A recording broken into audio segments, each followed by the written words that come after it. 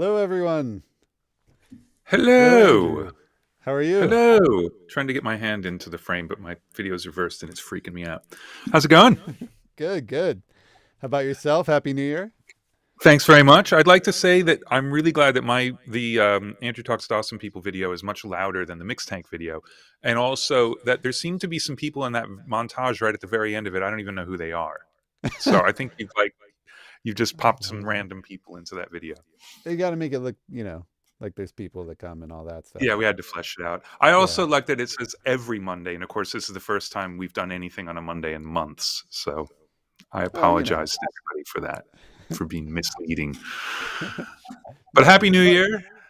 Happy New Year. Yeah, and today we're doing Mix Tank Takeover instead of the usual interview for your show. Yep. So we have an announcement for today, something new, which is pretty cool. What? So per everybody's request, we are going to be choosing mixes randomly today. So we added a draw a mix feature on it. This is just going to be live while we're doing the live Mix Tank Takeover thing. So the way it'll work is Andrew's going to hit the draw a mix button and then Draw a track button. draw a track button. Yeah, draw a track button. And then he's going to get some confetti and then he's going to listen to your track and drop some comments. So I believe that you guys can still submit tracks even right now since it's all randomized. You may or may not get in. Yeah. So, yeah. So we'll see how it goes. So people are still going to be really angry, I'm sure, but it is actually random. Yeah, yeah. Well, we'll post your address at the end of this so they can send you packages and all that. Yeah, and that'd be perfect. That'd be great. Cool. Okay, I'm going to go over to your screen here, and here is And I'm going to click the mix. draw a track. Purdue! Wow. Confetti. Look at that. And no feedback yet from 27 minutes ago. All right, well, I guess we're just diving right in then, huh? Yeah, let's do it. All right. I Here we have to go. watch it. So I'm going to listen to this song, and I have to mute the speakers, and then I have to hit play. I have to hit HD, and then I'm going to hit play. So here we go. This is Monaco. And I don't want to get anyone's name wrong, so I'm not going to even attempt it. Here we go.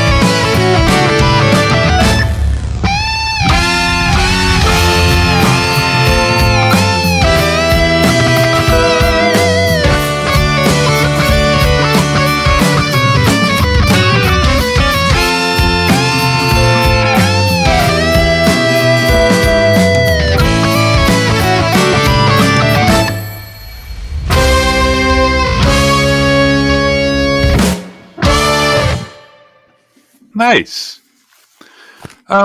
Yeah, really good. I was trying to figure out for a little while, like, were the drums programmed or not? And there's so much detail. I doubt they are. I feel like they're live drums. But then there's some things that, like, the way the hat works in the verse is like identical every bar. So there's some groove push pull stuff, especially in the first section of the song, that just feels a little bit like the drums are pulling back too much. I don't know. There's something groove wise that happens in that first, I don't know what you even call it. It's not a verse, but the first part of the song, where overall it's really, really cool. And every once in a while, and I think it's when there's snare fills, the groove feels a little weird. The sounds are great. I love, normally I'm not a reverb on snare kind of guy, but I think it works really well. It's almost got sort of a crate diving, sampled off vinyl feel to the drum kit because of it.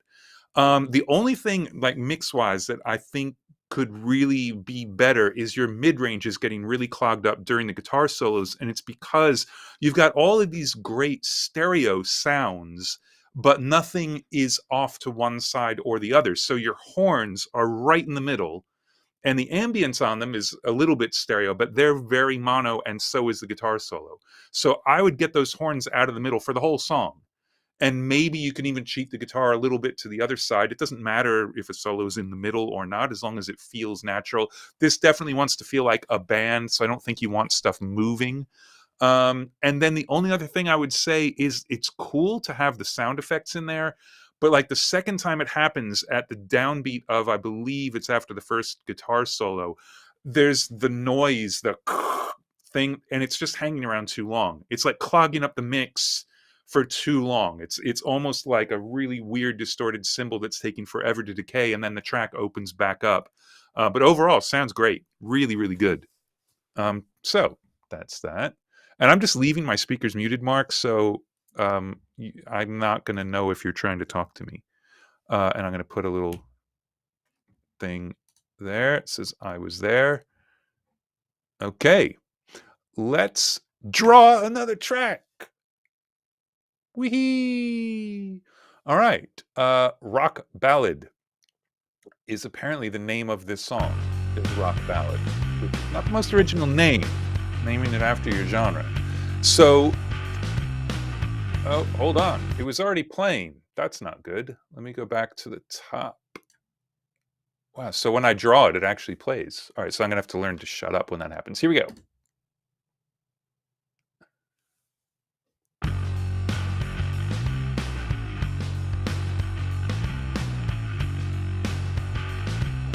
No, now it's not playing. Why is it not playing, Mark? What have I done?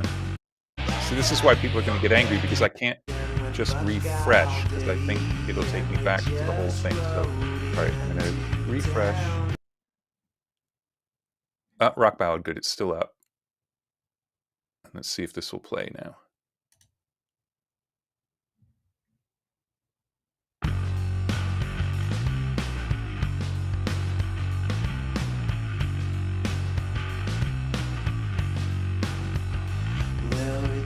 All day and we fuck all day and we just rode into town today. You're gonna sound the gun so I can have some fun and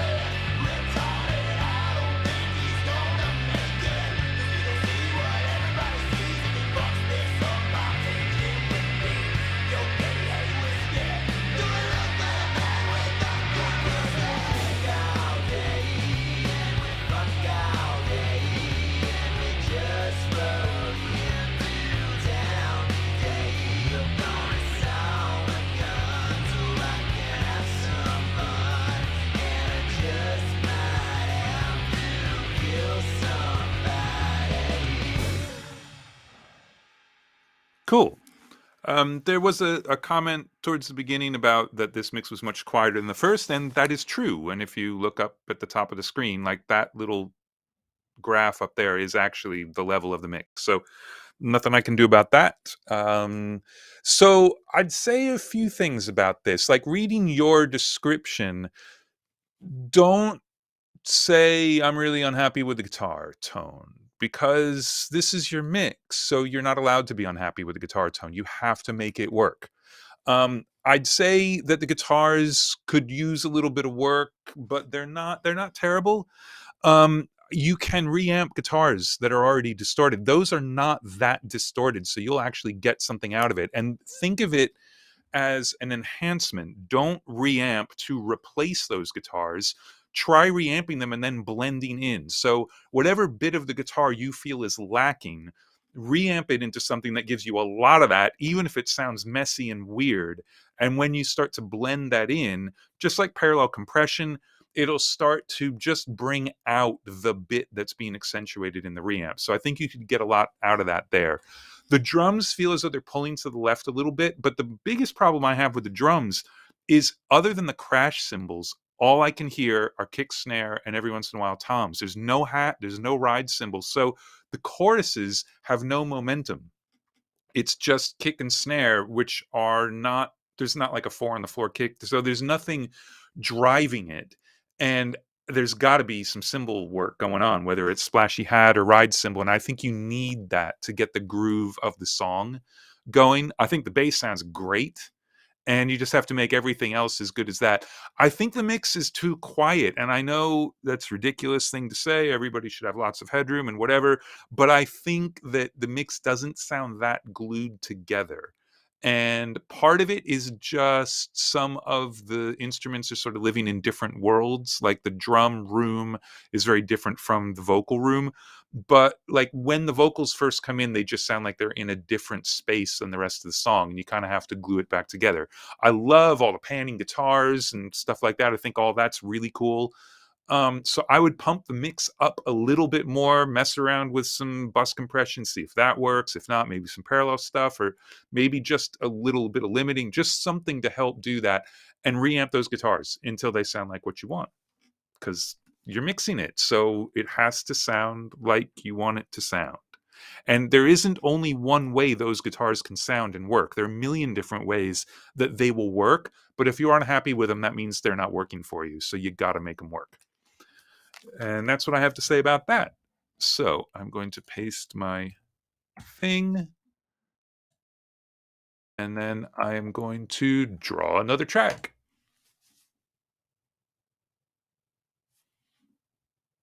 We just got the same track. Let's draw another track. Oh, we got the same track. What's going on? Okay, now we got a different track.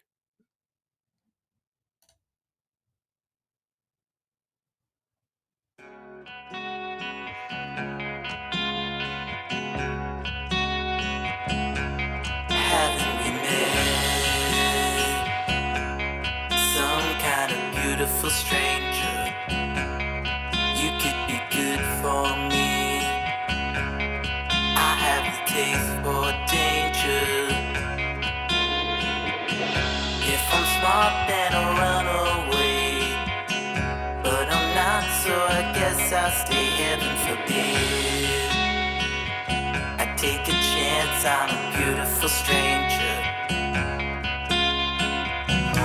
I looked into your eyes, and my world came tumbling down. You're the devil in disguise, that's why I'm singing this song.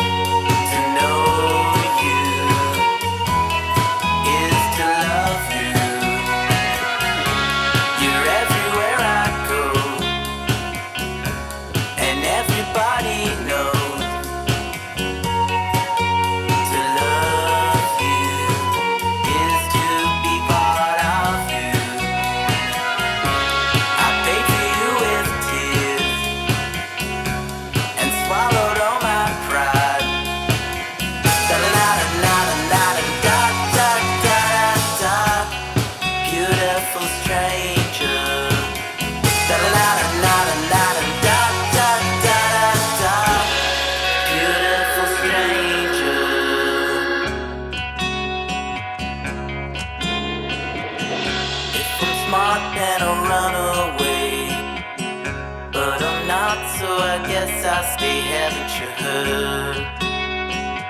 I fell in love with a beautiful stranger. I looked into your face, my heart was dancing all over the place.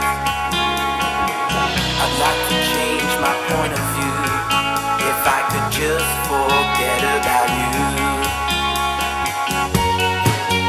To know you is to love you. You're everywhere I go,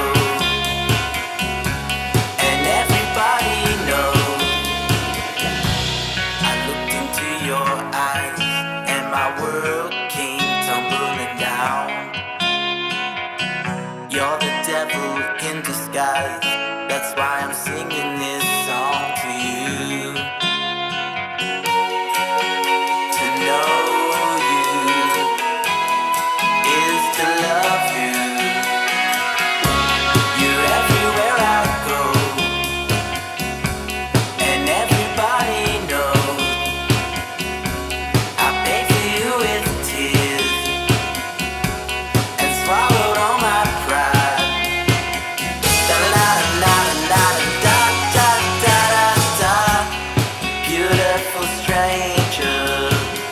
Da-da-da-da-da-da-da-da-da. Beautiful stranger.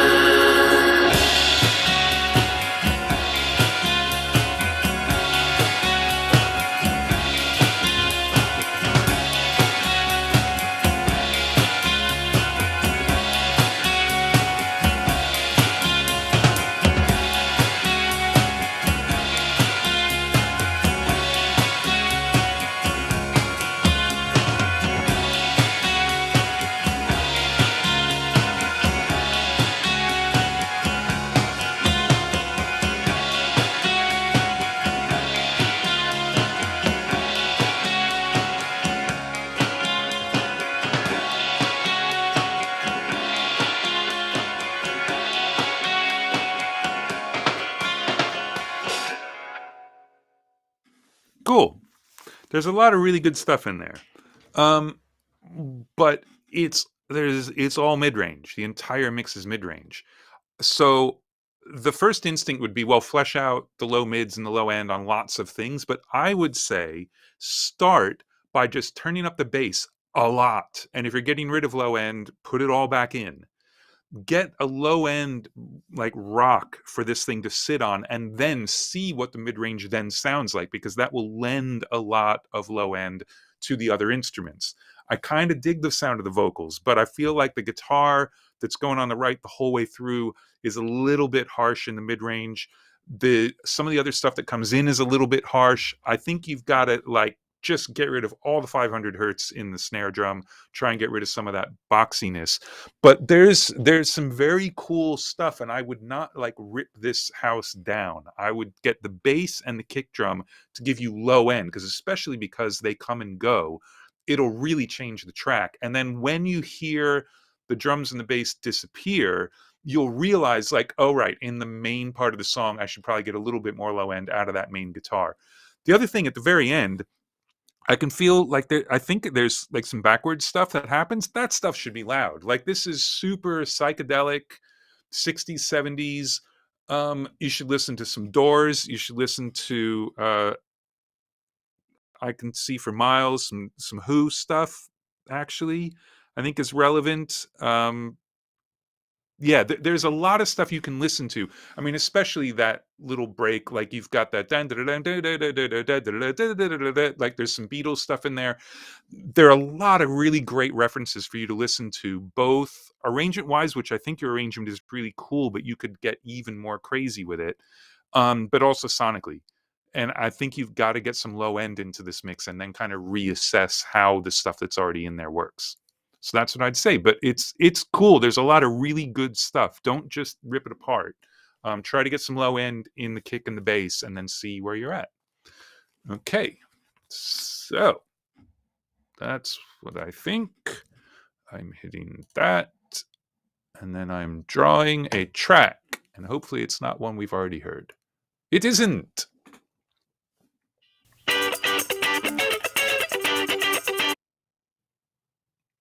Oh, come on.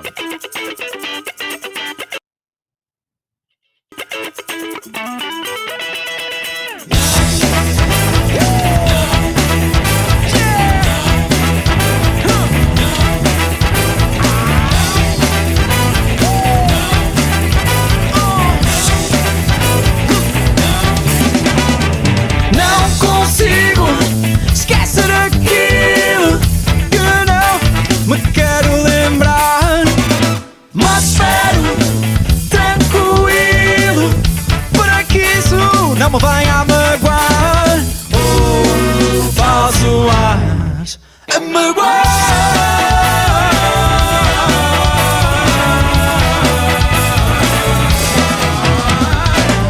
Aparências, divergências, incongruências, dependências vão pôr-me a queixar, vão pôr-me a chorar, vão pôr-me a ressacar, mas vão sempre a tempo de mudar.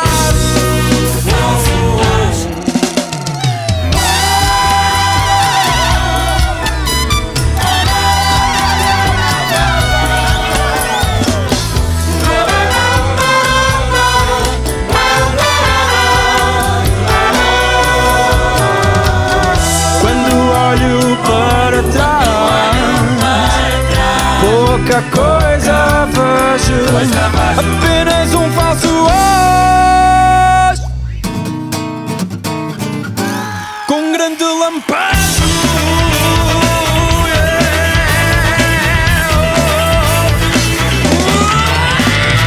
Olha ali mais um falso as, parte tirado no ser que eu traz, num caminho percorrido, distorcido pela noção da separação. Fui um falso as e fui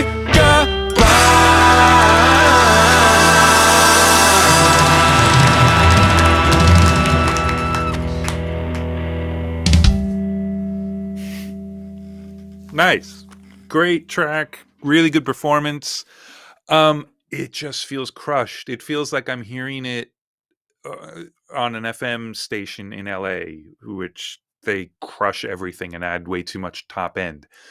The thing I worry about, though, for you is that there a lot of the really cool stuff that's happening in this mix is happening because it's so compressed. Like the way the vocals just rule when they're in there, and the way some of the drums feel, some of those drum hits feel, is because of the compression. And when you back that off, things will start to fall apart a little bit. But I think you need to go there. You got to back off on this thing and then see what happens. So I'd start with the drums, and I don't know if it's just overall bus compression or whether it's the drums on their own. If it's the drums on their own, that's good, because it won't affect as many things by opening those up. But I think that you can get the same amount of power and have 3 times as much depth and space on this mix, and it's really just about that. That's all there is to it. There's a little bit of like harsh mid-range, especially on the intro guitar, but once the low end from the rest of the track comes in, it's fine. It just when it's on its own. And that's always something you got to be careful of. This is for everybody. When you've got a guitar on its own, especially in an intro or something like that, the guitar tone might work perfectly in the track because it will borrow low end from other things, but it's very easy to have a guitar that kind of hurts to listen to. And in the intro, that guitar hurts a little bit. So you might need to just do an EQ move from intro to the track. It won't need that low end in the track, but it does need it in the intro. But yeah, back off on it. And I know who am I to talk, but that's definitely what I would say about that. But there's a lot of great stuff going on there. So it's worth doing. All right. Send. Draw a track.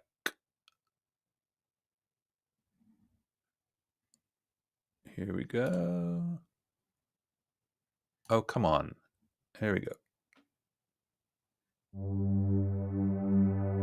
Oh, it's not going to play now, Mark. What's going on? Here we go.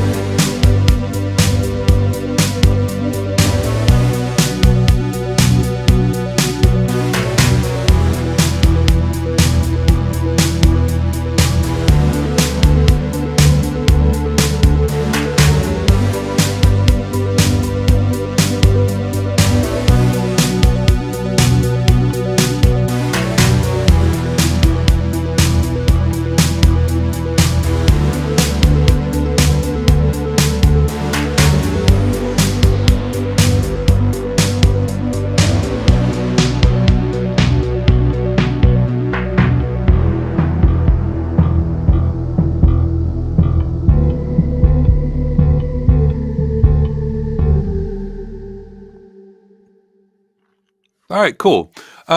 It's a bit of a weird one because you're saying this isn't a mix, so me giving mix comments is a bit silly. But like the kick is crazy loud and present, and if you want to leave the kick drum like that, then everything else in the mix needs to step up a lot. The synths do feel just a bit flat and kind of in the back and not really doing much, but you haven't mixed it yet, so I don't know really what to say about it. It's a little hard to comment because if you were presenting this as a mix, then I'd say you really want to get the mid-range of those synths going. They want to feel much more alive and in your face and as big as the kick drum. But I don't even know if you like the kick drum the way it is, so it's a little hard to say. So that's it. I don't know what to say other than that. So that's all I'm going to say. And now we're going to draw a track and get some more confetti because you never have enough confetti.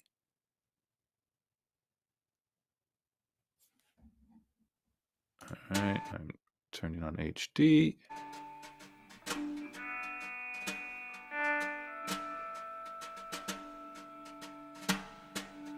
Never thought I'd talk to you. Take me by my hand. Different crowd with a desolate view from where I stand. Been running this race for you. Best that I can. Been running this race for two. The best that I can. When we had to stand outside in the pouring rain. If my memory serves me well, we went insane. Waiting for the sun.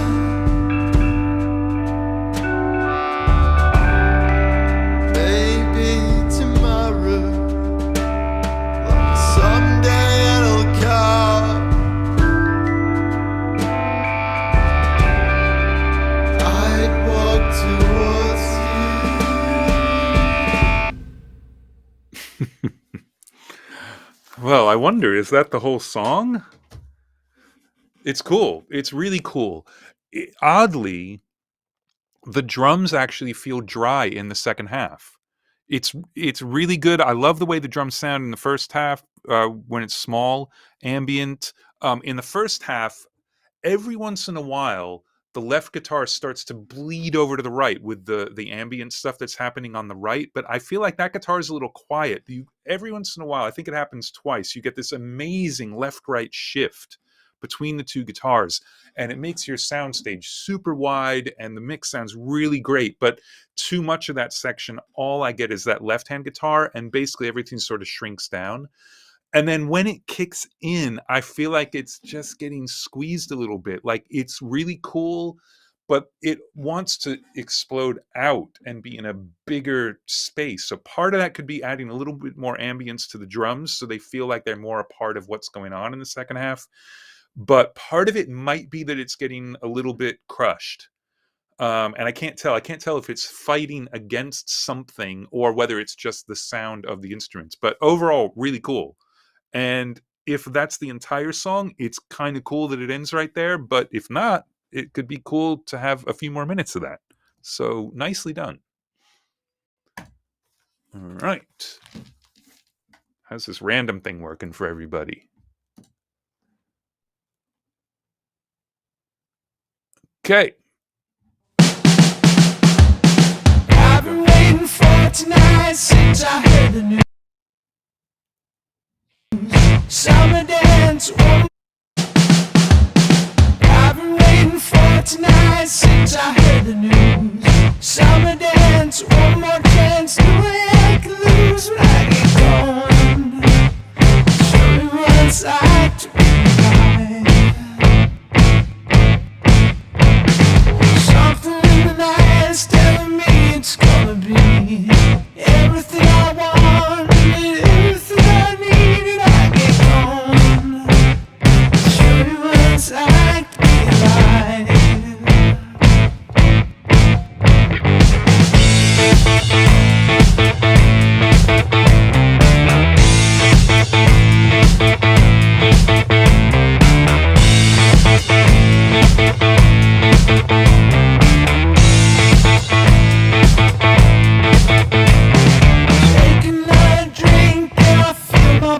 grow above the trees, above the hills, and if you ever knew that I get gone, show you what it's like to be alive.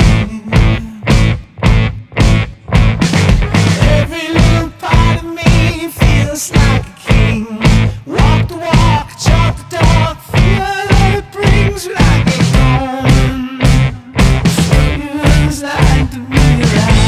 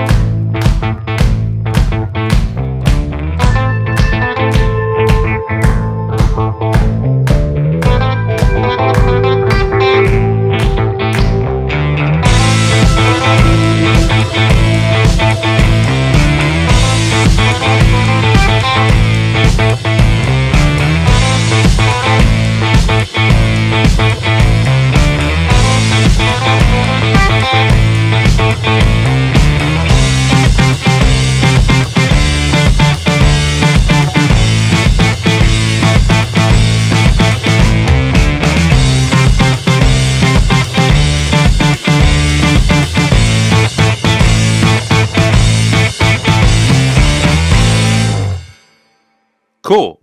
Really good. There's a lot of great stuff in there. One thing that's slightly odd to me, I love the sound of the vocals and that they're completely hard panned, but they're by far the widest thing in the mix except for the toms. Like the drums feel very tight and mono, which is fine, as they should probably for the sound that they are, but then the couple of times their tom hits, they're way off to the side.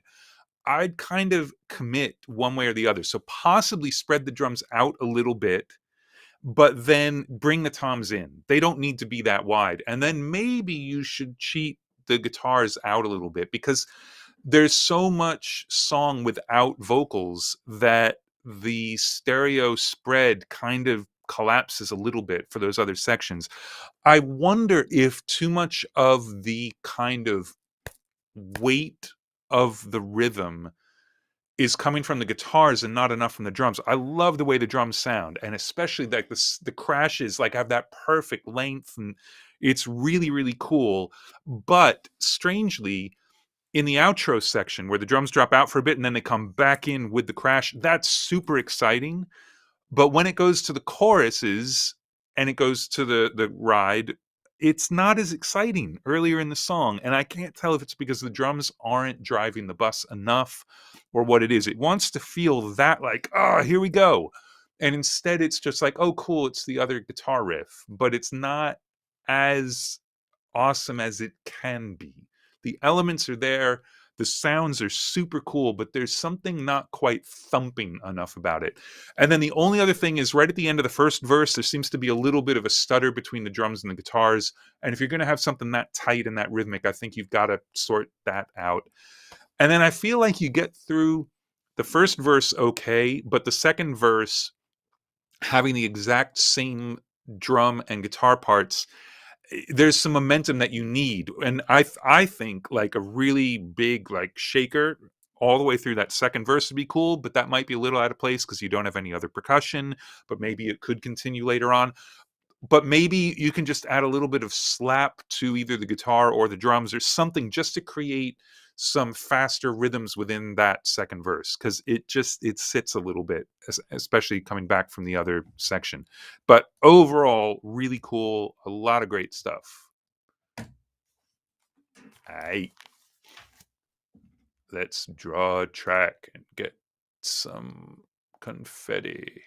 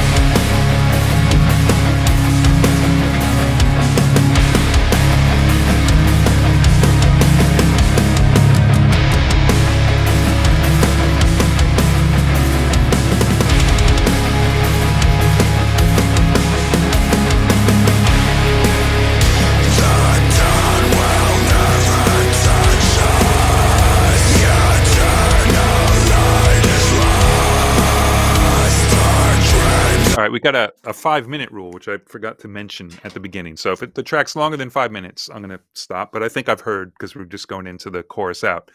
So I'm going to call you out on something. But I've seen this already in the descriptions by a lot of people. So don't take this personally. This is for everybody. Don't put why you think things may not sound good in the mix, like that it was recorded into a low-end focused right interface, an untreated room. Like, it doesn't matter. By the time you're mixing it, you have to own every single sound in the mix. So I'm not going to go on and on about this, but I think it's really important to not do it. You have to keep yourself from putting out excuses about stuff. Like, it's no good to say, hey, that's really good for something that was done in this way, or like, it doesn't matter. It's either good or it isn't when you listen. And overall, there's a lot of stuff in this mix that's good. So I'm not calling you out because of what the mix sounds like. I'm just calling you out for what you've written here. So like, I don't know, maybe it's sort of interesting backstory, but at the same time, it doesn't matter. You just hit play and you listen, and you've got to listen to what's there. So here's what I'd say about it. I think the drums, they're MIDI drums, fine. Overall, the kit works, especially for the genre, but I feel as though the cymbals are really cutting off. So there are a lot of times when you get this cymbal energy and then it stops and then it comes back, and there's no sort of room that the drums are in. I think you might want to put them into a room just a little bit. The bass, I'm sure if you took it out, it would be really, really obvious. But I can only actually hear the bass performance when it plays something completely different from the guitars. So there's something going on. And what's really weird about the guitars is I have absolutely no problem hearing every note that's in every chord, but they're just a wash. So I feel like, especially because you're starting with the DI, you could leave this particular sound. And we talked about reamping guitars earlier, and I think that sometimes when you're reamping a guitar, and in your case you're doing all of the amping with plugins or whatever after the fact, whether you're going out into an amp or not, you tend to think of it like, hey, now I got to get the great guitar sound, and so you work on a guitar chain to do that. But there's no reason to do it like that. You're mixing now. So maybe what you need to do is take these DIs and have a kind of clean sound. And I don't mean clean like, a JC120 with some chorus on it. I mean like a Fender Twin that's still breaking up, but has a lot of very defined mid-range, and then blend that into the guitar sounds that are already there. And then try and clear out some space for the bass, because every once in a while I can hear it on its own, and it sounds like it's a pretty cool, like grinding bass tone, but it's not really doing anything other than low end. And part of that is going to be arrangement, because it's going to be doubling guitars and it's not necessarily going to be doing a lot of stuff. But I just feel like you could get more personality into the band. So that's what you should do.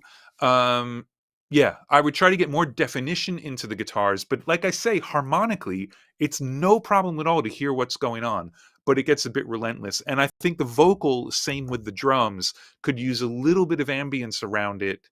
And then you can do some stuff like when the screams are longer, ride it into a reverb or a delay or whatever, make it epic.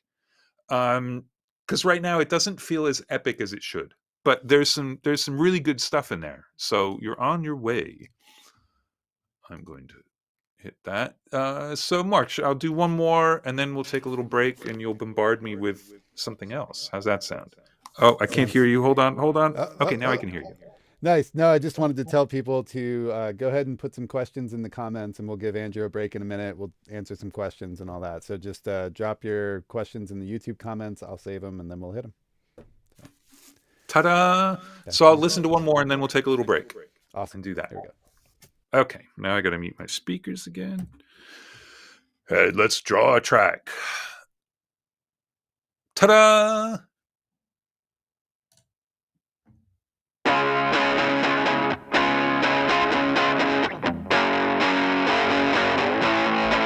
I was right.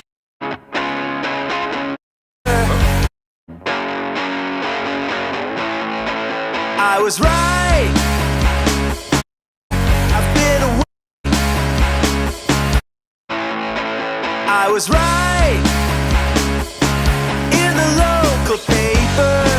I've been waiting for so long. You're free to move, but it's another way out. You breeze right through the line again. But all I ever asked for is war. But all I ever asked for. What do you do? What do you do? What do you do? Do you do anything at all? Oh.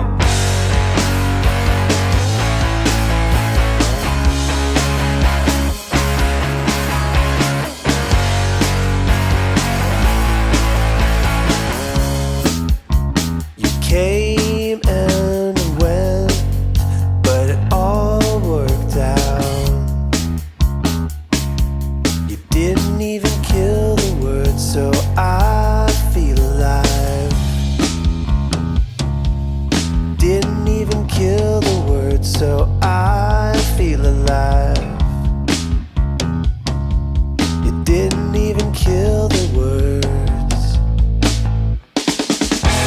What do you do? What do you do? What do you do? Do you do anything at all? What do you do? What do you do? What do you do? Do you do anything at all?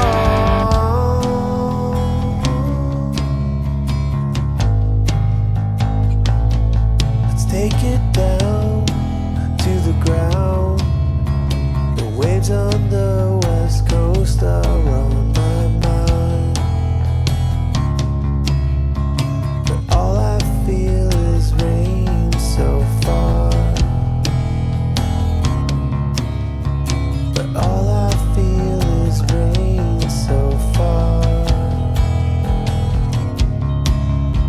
But all I feel is rain so far. But all I feel is rain.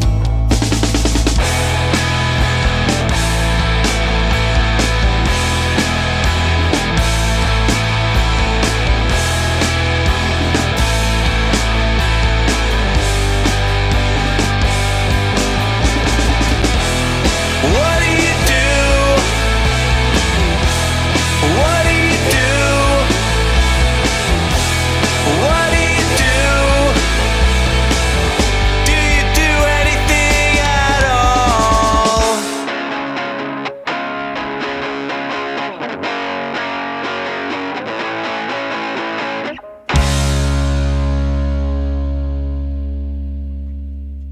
Cool. There's some weird sounding stuff in this mix, and most of it I don't mind at all. Like the drums are really cool when the big guitars are in. They're a little weak and a little boxy when they're not, but the toms sound crazy to me. I don't know what's going on with them. It's like they're mono and they're stereo at the same time. There's something phasey and weird.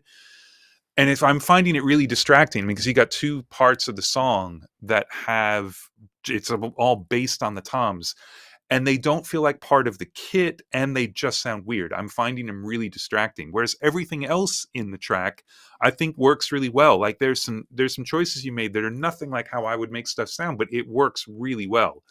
The vocals very loud and really drives the track, and I think that's okay, but every once in a while it gets a little bit out of control. And then when you go to the doubled vocal, all of a sudden it feels out of place because I've had this very loud single vocal that is ruling the world, but then now there are two vocals and I'm not quite sure why. And I get it arrangement wise, but if that's going to be what happens, then the vocals at that point should sink back down into the track. And then in that section right before the outro, you've got that weird little picking guitar on the left. That's got to come way up. Like, that's the point of that section, is the chaos that you build through there before you come back to the riff and then you end the song. And right now, it's more about just this vocal line repeating and the toms are going, and then you've got this tiny little ear candy on the left. But like, that thing is cool. So let it rule because it's new. That's what I'd say.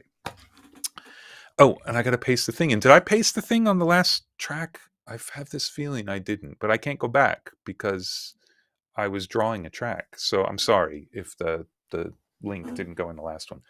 Now I'm going to unmute my computer and Mark is going to come. God, the delay. I've got so many like windows open here, and the delay on my video is crazy. So now I'm going to wait for Mark. This is your computer, not me. Awesome. This is really, really cool. We got a ton of people in here and great songs today. It's really fun. Yeah, some really great stuff. Really great. Cool. Okay, well, lots of questions came in. So we'll take a break here and just answer some. If you guys have questions, throw them in the comments and we'll save them. If we don't get to them right now, we'll get to them in a little bit. So first question from Studio 6. What are some patterns you hear the most from tracks on Mixtank? Patterns? Do you mean like just common things? I don't know. I mean, the stuff is really varied. I'm not hearing a lot of common stuff. I think that there's a lot of compressed mixes, but like, I'm the king of that. I can't complain about that. My stuff is crazy loud and whatever. But I feel like in general, the stuff is at a ridiculously high standard. It's kind of spooky how good a lot of it is. But I do think, well, okay, the only trend I see is people making excuses for like the way stuff was recorded. And that's always the case. But I mean, it happens on big major label records too, that someone records their vocals onto the iPhone and then they never get a performance better than that, so you use it. There's a Stones track that the cassette demo, they never beat it, so they transferred the cassette to 2-inch and then did some overdubs. Like, none of that matters. And so I think that's the only trend. Is like, psychologically, everyone's got to kind of get over that and realize that Mixtank is cool because you can say these things and people can read it, and then you're working on the mix and all of that. But at the end of the day, that mix has to go out into the world with nothing except the way it sounds. And people have to, I think, get to that point earlier on. Like, they shouldn't have anything they want someone to comment on until they don't have any excuses to make for it. Right. Yeah, exactly. That was something, I mean, when you said that, the chat was going crazy. That's a huge thing that look, and it's hard to do. It's hard to do. But I think what you do, and I used to actually do this as a tool, is I would write my email that I was going to send to the artist when I was sending the mix, and it would have all of the, hey, I know the transition to the chorus isn't really happening, but that's because of this, or like all of the things. And then those are my mix notes to myself. And I force myself to send an email that just says, hey, a mix is up, here's the link. Right. Yeah. That's a great strategy. A little bit of an oblique Your email cannot say anything more than that. Right. That's great. Okay. Awesome. This one is from Redall37, and he asks, how can we develop this kind of critical listening skill? And another comment that went by while you were going through this, it's pretty amazing how after you listen to a track, it's almost like you have the entire outline of everything that you heard in your head, and you are so articulate when you're giving those notes. Is that something that you've developed over time, or just I have no idea. I mean, I think I've kind of had it always to a point, and obviously anything gets better the more you do it. Yeah, I don't know why that works. And like right now, I probably couldn't remember 99% of what I've already said. Like, it's very short-term memory, and where it really serves me well is when I'm producing, when band is doing takes, or you're in rehearsals working on pre-production or something like that. It really does serve me well being able to do that, because the problem is, if you start writing things down, you miss stuff while you're writing it down. There's no way to be listening while you're putting words onto a piece of paper, whether you're typing or writing or however you're doing it. So Yeah, I don't know. I'm lucky that I can do it, but the more you listen, the more you can. And I mean, the one way to practice is you don't. I mean, you guys have mixed tank, so you should do that. Like, Yeah. just listen once all the way through, and then type up your notes, and then listen again and see if you still agree with your notes, even if you don't Mm. post them. Like, even if you don't want it to be, you've got a million things you can practice on. Right. Yeah, very true. That's a cool use for mix tank. Okay, so let's go with Evan Shigina. Sorry if I'm mispronouncing that. I always struggle with not having enough reverb or too much depending on my listening sources. Headphones, way too much. Home theater, never enough. How do you find that happy balance? Yeah, yeah. I mean, that just happens. It really does. And I think the key to it is, it may be that you don't have the right reverb. Because when it's the right reverb, a little bit too much of it isn't really going to bother you too much. But if it's wrong, it'll stick out like crazy. And another thing is, and this goes against, like, Al Schmidt would famously hate sending more than one or two things to a reverb. He would have 5 or 6 different reverbs going. There'd be one for the vocal, one for the drums, and they'd be pretty different. And he would make that work. And fuck if I know how he did that, because I can't do that at all. I find that I do better with common reverbs for lots of things in the track.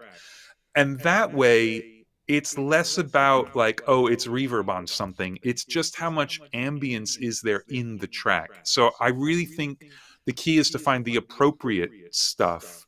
And then if you're going back and forth between your home theater and your headphones, now the home theater, you've got to make sure that it's not doing extra processing, because that's always a possibility. But if you're just like listening on the speakers and it sounds too dry and it's way too wet in the headphones, you just split the difference. You got to find something that's going to work in both places, but it could be the reverb itself. Right. Nice. Okay, this one is from Bob Kowalski. And he says, I worked my early career mixing things together that shouldn't work. Flametal, Diablo Swing Diablo Swing? Is that like Diablo Swing Orchestra? Is that a thing? Apparently. That sounds Yeah. awesome. How could I more easily mix very clean sounds with heavy sounds where one doesn't rule the other?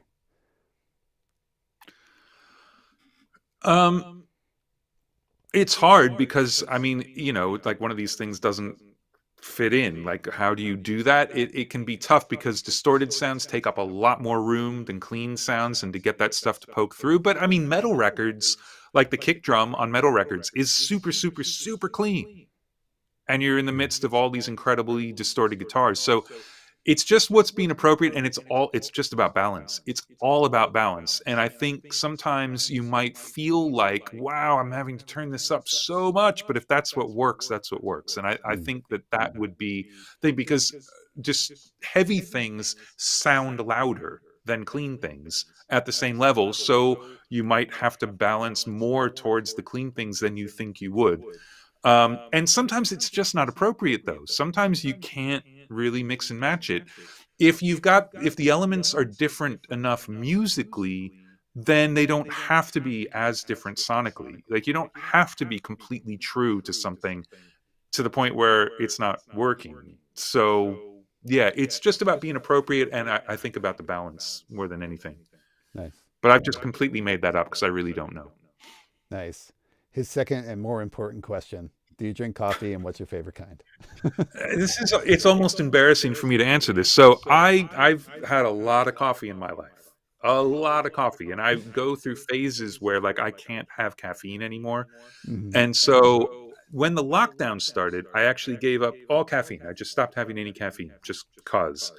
And now I'll have a caffeinated tea every once in a while. But in the true English tradition, I'm actually drinking decaf instant coffee. That's what I'm having. I got nothing to clean up afterwards, put a little spoonful in. It's totally different than drip coffee, but I don't get the shakes. It doesn't give me headaches. It's really easy to make. And it fits perfectly in your pureMix mug. Right. So Nice. yeah, it's a sad thing coming from someone who used to really be into coffee and had dark roast and blah blah blah. Fresh I loved it, but yeah. Nice. Okay. From David Stebbins. When you get stems from other DAWs, do you prefer to have all the sounds baked in if you don't get sent the plugins that made those sounds? Would you prefer both treated and untreated? This is a really big debate now. This comes up a lot. Mm-hmm. I've got a little one-page thing about how I want to get stuff. And basically what I say is, what I want is a Pro Tools session that sounds like the rough mix. Period. Right. I don't care how you get there, but that's what I want. Nice. And I've had a couple of bands who work in other DAWs. Like there's a band, I think they work in Cubase, but they've actually been recreating their Cubase sessions in Pro Tools. Wow. And it's been working great. Wow. Automation plugins, because there are very few plugins, unless you're using the stuff from the DAW manufacturer, that don't exist in every format known to man.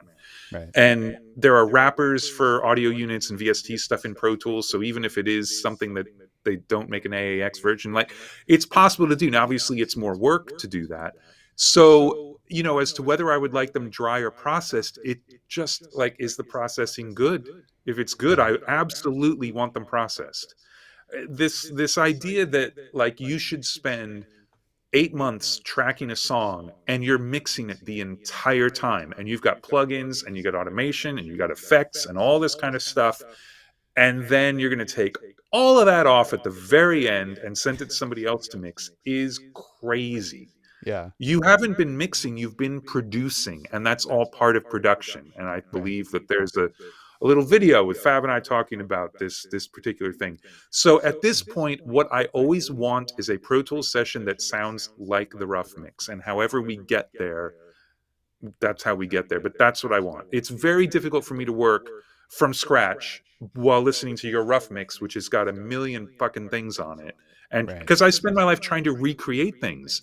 And like, are you really hiring me to copy your mix? Like, that's insane. Yeah. So yeah, that's what I would like. It kind of, is a little bit of a sub thread off of what you were talking about earlier about not making excuses for things too, because the way that you want to work off of the rough mix like that is assuming that they did put in the attention to the rough like that, and that they were doing those things along the way. Whereas I could see the fear for somebody being, what if I send this to Andrew completely clean? What could he do? Yeah, but see, that's ridiculous to spend all that time on your track and get it like, oh man, now we're ready to mix. And then say, yeah, but let's take all of that off and, man, do your thing. Like, to be honest, do your thing is the phrase I like to hear least when I'm mixing. Right. Like, I'm mixing it. I'm not producing it. Doing my thing would be producing it. And that's not what I've been hired to do. And what I want to mix is the thing that you've already got that made me say, yes, I would like to mix your album. Like, it's weird to me to start very far away from the thing that's got everybody excited. Right. You want to start there. Now, if I can do it in a way where the processing is still live, so I can back out of some of it and keep some of it, that's ideal. Because normally what will happen is I'll go through the mix bus processing and get rid of 80% of it. Go through the vocal processing, get rid of at least half, maybe more. But then, like, the drums might be, oh, fucking awesome, great. I'm just going to take off the overall thing, but leave all of the individual process. Like, it depends. I don't really know. So when you've got to bounce it out from another DAW, it gets tricky. But I don't know what to say specifically. Yeah. Nice. Okay, one more, and then we'll let you get back to doing your thing. All right. Alex Reed, what do you do when you don't agree with revisions? You do them. There you go. All right. Easy. Yeah, it's not my record. It's, I've been paid to get the mix to where they want it. And sometimes that can be difficult. The only time it's a drag is when you really, really don't hear what it is they're asking to have changed. Like, you don't understand what they're going for.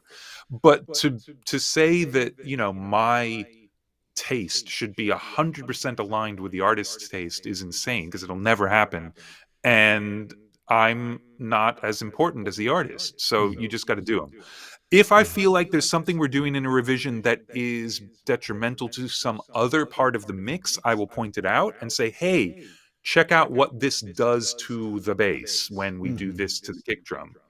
But you do it. You just do it. And revisions, unless you're I don't know how you'd be mixing now where it's difficult. Like revisions are so easy and so fast. Just do them. Just do them. But the one thing I would say, and I've said this a million times in videos, but I'll say it again because I think it's important, is a lot of times the people sending you the mix notes now are very skilled and know about mixing. And they'll say, hey, could you turn this up a half a dB? Could you pan this to the right? Can you add a little more 2K to this? Don't do the things they're asking you to do. I always try to turn the notes into the, I want to hear this thing better. I want more separation between those two things. That thing isn't in the right space. And then I solve that problem however I think I should solve that problem. Like if they say turn something up, well, if I just turn it up, its entire frequency range comes up, and that may cause problems with other things. Whereas if I say, all right, I'm going to add a little bit of mid-range EQ to that thing, now it pokes out. It's as if I turned it up, but I've only turned up certain frequencies, so it doesn't affect other stuff. So do the revisions in the way that makes the most sense to you, but you need to solve the problems that are what the mix notes are. Yeah, if that makes sense. Interesting too. I mean, that's almost an idea for another PureMix video there. Like the best way to communicate with your mixing engineer, besides doing things like turn up 2K by 3 dB or something like that, it's, well, I would like a little more bite on the guitar or something like that. That's an interesting one. I mean, and sometimes the specific notes are helpful because the words mean not. That's the problem. Like the vaguer the notes are, the more you have to hope that they use words the same way you do. And I think I've told this story too, where I was getting mix notes back on some mix, and they kept saying they wanted the vocal brighter. Want the vocal brighter. Want the vocal brighter. And I kept like, fucking hell, man, you could shave with the vocal now. And then I finally said, like the 6th time, they said they wanted it brighter. I said, look, can you send me something that has a vocal the way you want it in terms of the brightness? And they sent me something to listen to, and it was super dark with a ton of reverb. And because to the vocalist in this band, brighter meant more reverb. Right. So it would have been helpful if he just said more reverb. Right. Right. So yeah, you've got to make sure you're on the same page with the vocabulary. But yeah, it's much better to me to get emotional mix notes than technical mix notes. Awesome. All right, well, let's get back to the mixes. There's an Atmos question in here that I'm tempted to do, but we'll save it for later. Save it. We'll start with an Atmos question next. All right, cool. All right, I'm going to turn on my little heater that's next to me because I want to, and then I'm going to draw a track. Oh, I got to mute the speakers. Okay, here we go.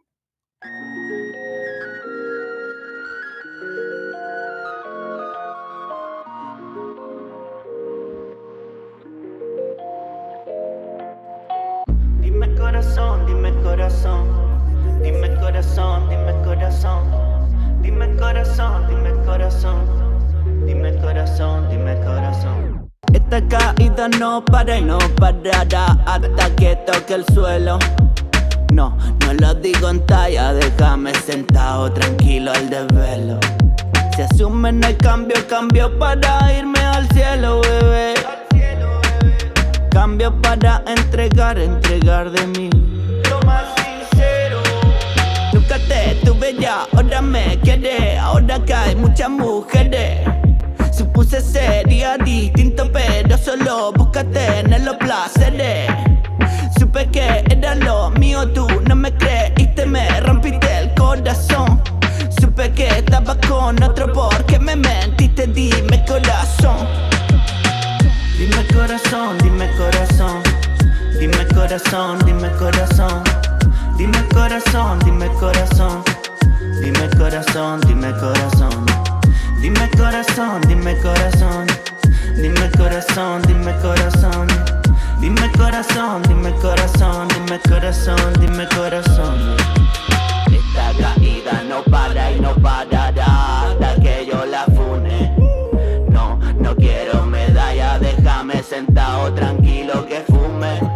Se asume, no hay cambio, cambio para irme a las nubes. Cambio para explorar lo que nunca obtuve. Nunca te tuve, todavía te quiero. Ahora que hay muchas, pero supuse sería distinto, solo buscaba tener placer pleno. Creo que era lo mío, tú no me creíste, me rompiste el corazón. Creo que estaba con otro porque me mentiste, dime qué horas son. Dime corazón, dime corazón. Dime corazón, dime corazón. Dime corazón, dime corazón. Dime corazón, dime corazón. Dime corazón, dime corazón. Dime corazón, dime corazón. Dime corazón, dime corazón. Dime corazón, dime corazón. Dime corazón, dime corazón. Dime corazón, dime corazón. Dime corazón, dime corazón. Dime corazón, dime corazón. Dime corazón, dime corazón.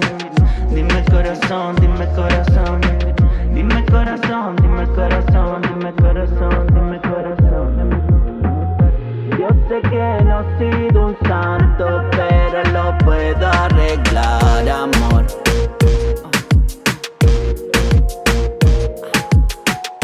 Solo de errores se aprende. Yo sé que es tuyo mi corazón.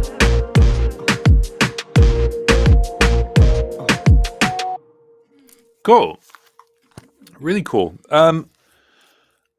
Two things right away.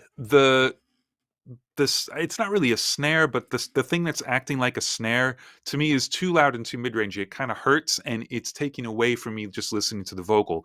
Wherever in the track it isn't there, everything feels a bit groovier and more happening. And then when it comes in, I'm kind of flinching a little bit every time it hits. When the distorted vocals come in, and I guess it's the second verse, whatever it is, I'd almost want to hear more buzz on them, like fucking razors. I think that would be cool. Like the vibe of it is there, but especially because of the mid-range you've set up with that backbeat, you could have more mid-range. So because the snare is in that section before the verse, and then it goes out and you're left with the distorted vocals, they could take over the mid-range from there. So I think they could be even weirder. You've got the two filter effects, the closing down and then opening back up at the end. I think that doing it on the whole mix is a mistake. Either you've got to open that filter back up before the actual lyric vocal comes back in, or you should only be filtering the track and leave the vocals alone. Because right now, it's like that vocal comes in and they're singing lyrics halfway through the filter suite, but then that's when it starts to open up, but there's still dark, and then it gets open. So the idea is cool, but I would not say it's executed right yet. If you want to do the whole mix, I think you got to get your timings different so that it's open right when those vocals come in, or you need to set up some parallel mix buses so that you don't have to filter everything. Filter most things, but leave the vocals alone. But yeah, overall, it's a cool track. There's a lot of great stuff in there. So yes, hold on. I have to paste. Send. All right. Draw a track.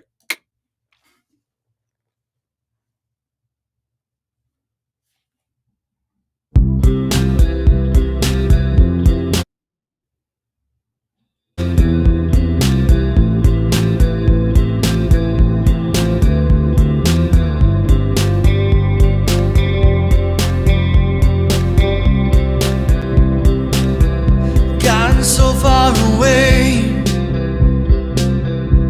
from something you loved, feeling the distance is coming unplugged. All the static in the atmosphere, you scramble the signals over the years, 'cause the lines get crossed and the words get lost, and it seems you don't hear anything at all.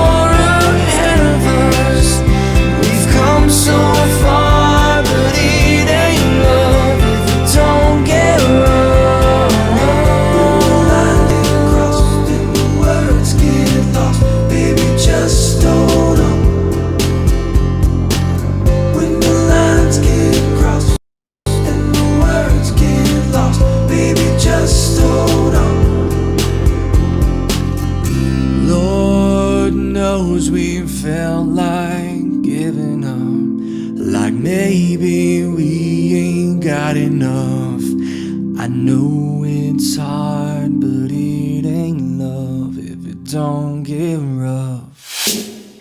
Lord knows we've seen a lot of stuff, but there's so much more ahead of us. We've come so far, but it ain't love if it don't get rough.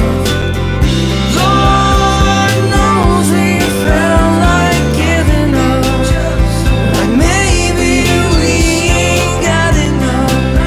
I know it's hard, but it ain't love if it don't get rough. I know it ain't love if it don't get words get crossed and words get lost.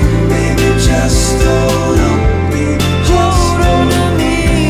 Words get crossed and words get lost. Baby, just hold on, baby, just hold on. Baby, just hold on, baby, hold on.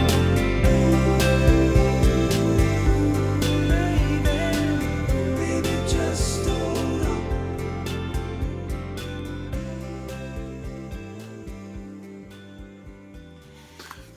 Cool.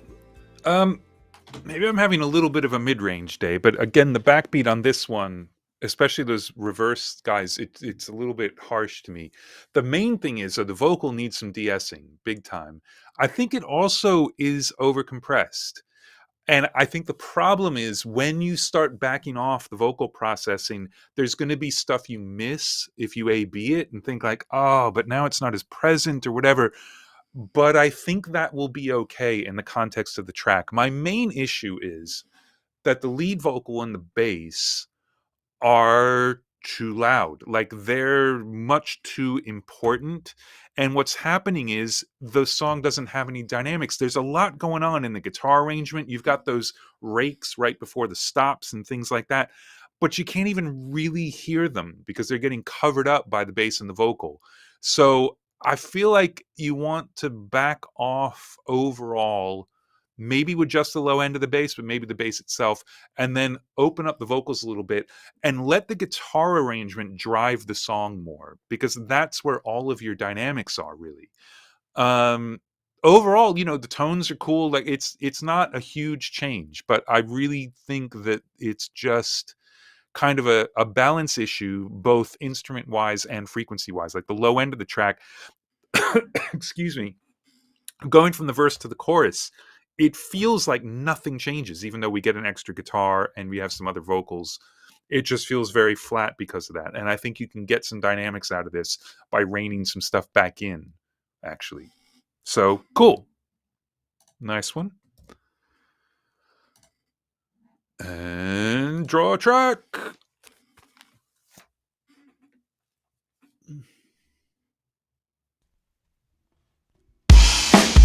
Ah.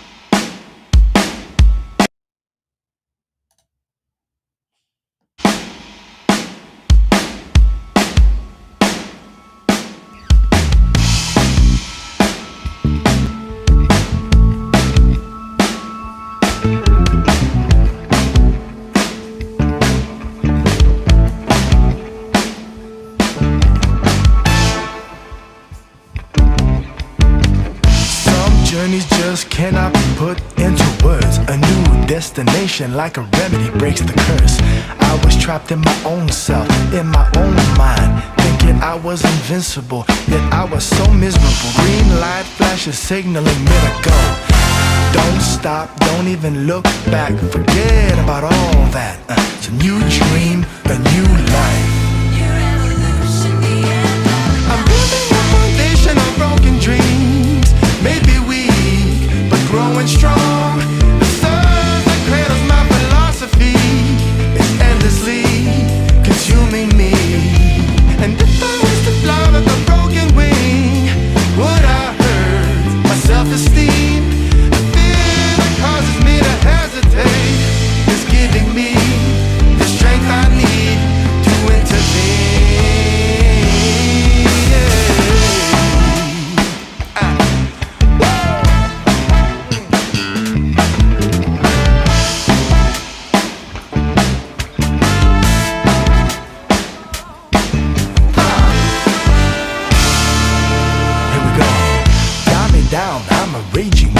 losing my mind. I'm fucking tired of talking, wasting so much precious time. After all, after the dance, after the cake, after today, after tomorrow, everything will change. I wanna style my life with material and marry the spiritual with all that is physical. And if I have to break down a wall to make it through, I strongly suggest y'all move, cause you won't hold back my groove. I'm feeling a foundation of broken dreams. Maybe we were growing strong. The surge that cradles my philosophy is endlessly consuming me.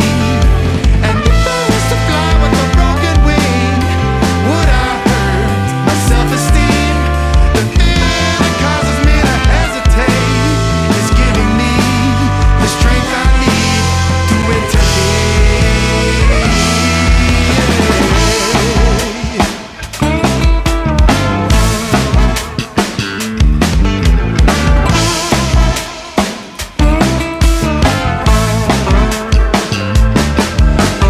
It was only you that truly understood how I felt, like burning fire, fire. You took me to the other side, showed me a better view. Yeah. Finally, built a foundation that holds me and all my creations. Finally, naturally feeds me with everything I need. I'm building a foundation on broken dreams. Maybe we were growing strong. The surge that cradles my philosophy is endlessly consuming me. And if I was to fly with a broken wing, would I hurt my self-esteem? The fear that causes me to hesitate is giving me the strength I need to intervene.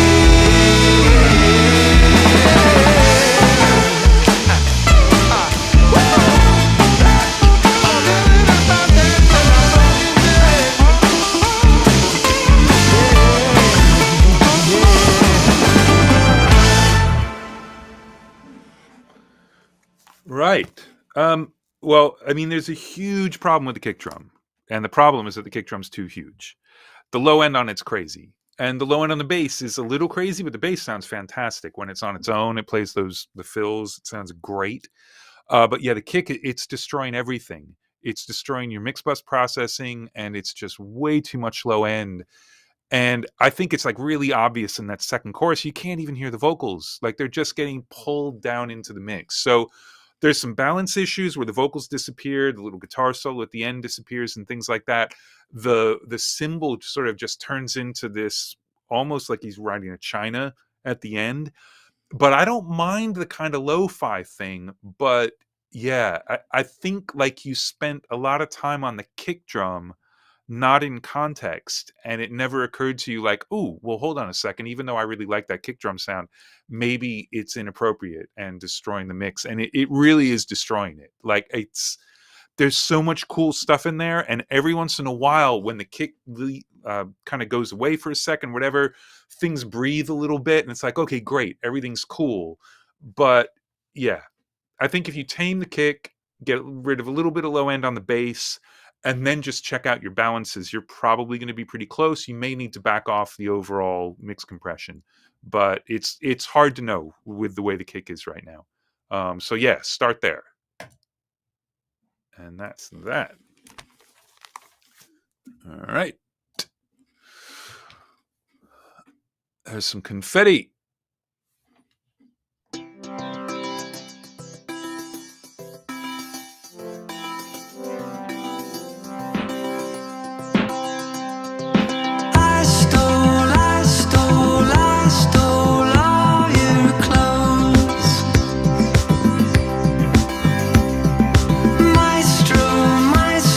Sunshine never shows.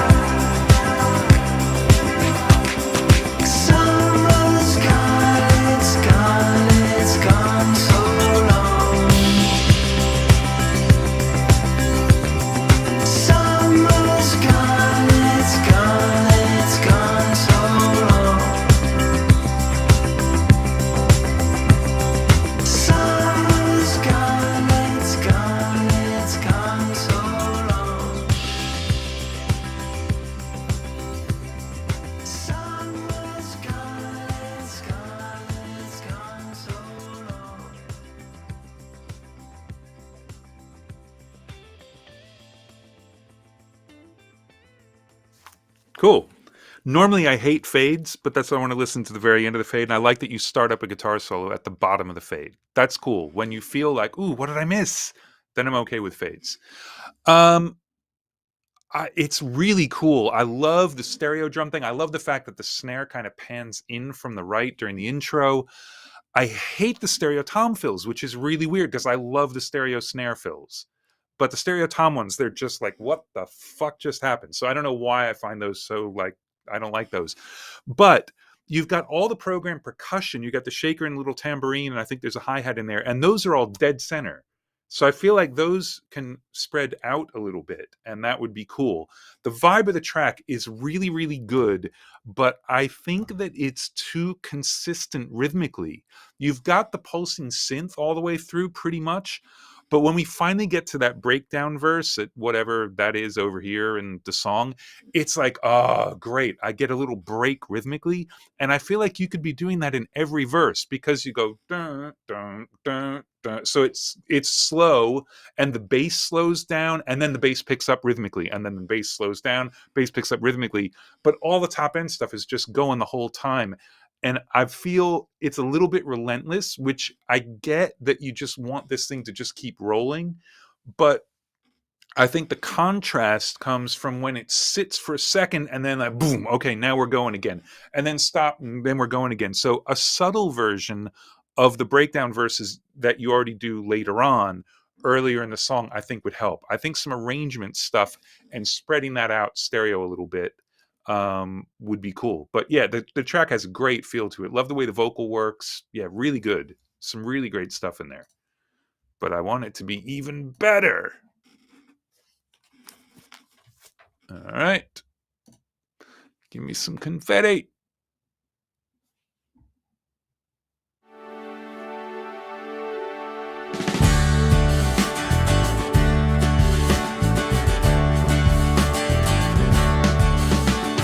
Reading a book by the lakeside.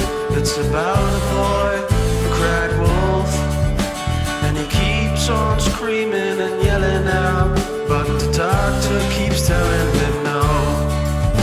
He repeats the creed and the wonderment of a land from not long ago, where he cannot hurt himself or anyone, where the land of the free is real.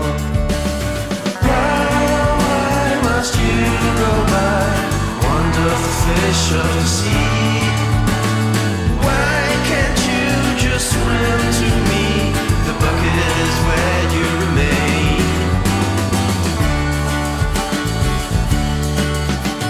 I thought I almost caught him, just a glimpse, and I was sold. But he slipped between my fingers, he was slimy like a toad. Why, oh why must you swim by, wonderful fish of the sea? Swim to me and I'll catch you, rest till you stay, don't leave me stray.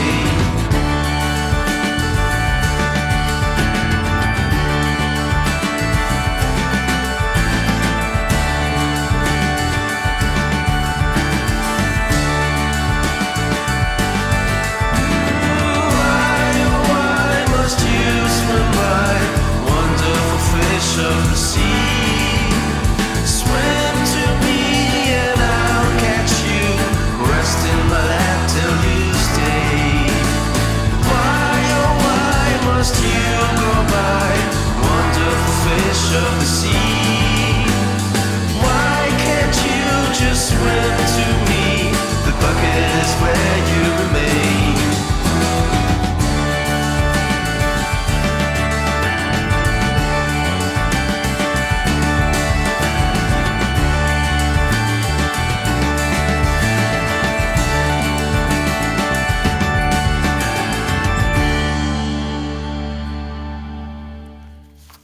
Very cool. It's a really, really cool track. I like the overall vibe of it. This is another one, though, where I feel like the wrong instruments are leading rhythmically. I feel like there are 5,000 albums from the UK in the 70s that kind of folk rock thing that happened where you could hear the way the drums would have a lot more impact, because what happens is the difference rhythmically between the sections happens in the drums. And right now the acoustic guitars are driving the track and they're just going the whole time, which is super cool. But there isn't a big contrast between the verse and the chorus in the way the track feels. A lot of stuff changes, but it doesn't like feel like the gear shift that I think it should. So I feel like you need some more impact on the kick and the snare, get rid of some low end on the bass because it's super melodic, but let it be a melodic instrument. Don't have it be all the low end. And try and get some more of that like thuddy cool impact out of the drums, and it will really lift this. I think it's really good and has the potential to be great, and so you should make it great. Always make it great. Yeah, overall really great. But it when things are close, it's almost worse because I feel like, I know how I want this to feel when these things happen and it's not doing it yet. So now your job is to go make it feel like I want it, because what I want is more important than you or the artist.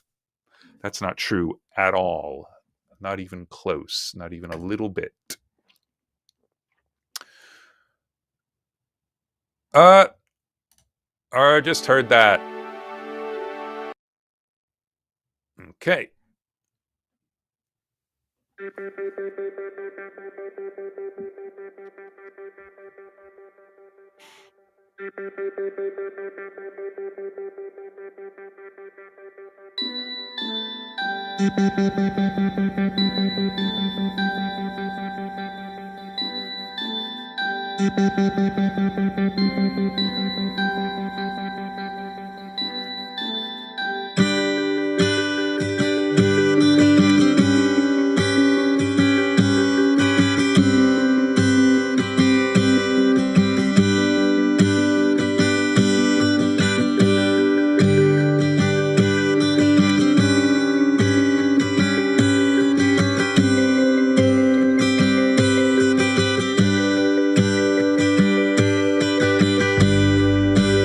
Is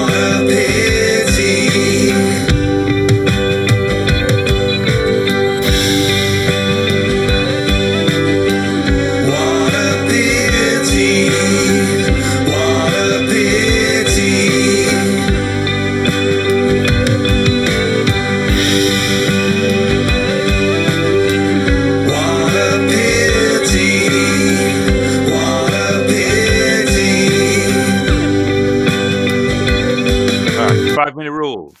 I gotta say that's one of the craziest sounding mixes I've ever heard. There's so much really cool stuff, and then there's stuff overall it just feels destroyed. And there's like some really weird things going on, like in the acoustic guitar in the intro, where it's sort of wobbling left to right, depending on what else is going on in the mix. So there's obviously some mix bus processing that is like super heavy handed, but it's also making some things happen that are really cool. Like you can hear everything, but everything sounds like it's being rammed into a little tiny tube, and I keep waiting for it to explode, and it never does. So I think there's just some overall processing that's too heavy-handed, but there's some really cool stuff going on. The drums being completely mono feels weird to me, but I don't know. I feel like I've heard this song before, so this is tracks from somewhere. Am I making that up, Mark? You can tell me in a second. So I don't know if this comes from somewhere where it's some stuff you get to mix, or whether it just sounds like something I've heard before. But yeah, I don't know quite where to start with it though. I almost feel like you've made that version and that's cool. Now I would try to do a totally different version and just see what happens. One where everything's like really open, and just find out where else the track can go. Because while it's cool, it's a George Harrison song. Well, there you go. That's why I've heard it before. Thanks, Mark. So yeah, I don't even know what to say about it, because like I said, there's some stuff that's really, really cool. And the fact of how easy it is to hear everything is kind of insane considering how constricted it is. But yeah, I would just try something else and see what happens with it. Sorry, that's like useless feedback, but that's what I got. So, Mark, should I do one more and then we'll do a little Q&A starting with that Atmos question? I'm going to assume you just said yes, and I'm going to say draw a track.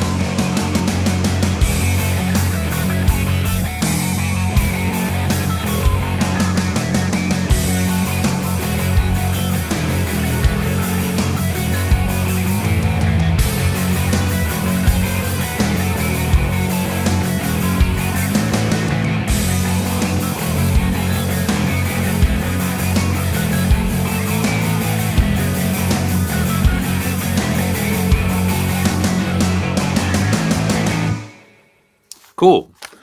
One very glaring thing is your kick drum has some stereo reverb on it, whether it's room or whatever it is, and it's really distracting. It kind of goes every single time the kick drum hits all the way through the song. So either take the reverb off or get rid of the stereo low end part of it, or just mono up the like whatever it is to make that fit in.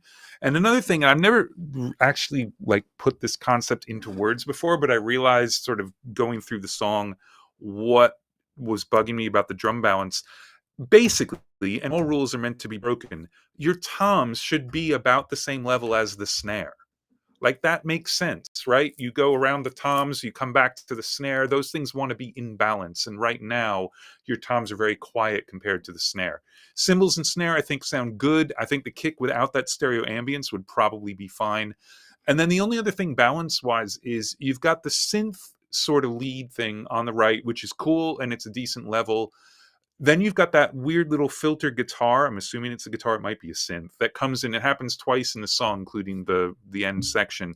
That should come in like it's a solo, like it's the most important thing in the track. You can always tuck it back in if it's like not going to carry the section being solo level, but it almost feels like it sneaks in. It's like this one new element that's very different, and it just sneaks in instead of being kind of important. So I would say make that a little more important.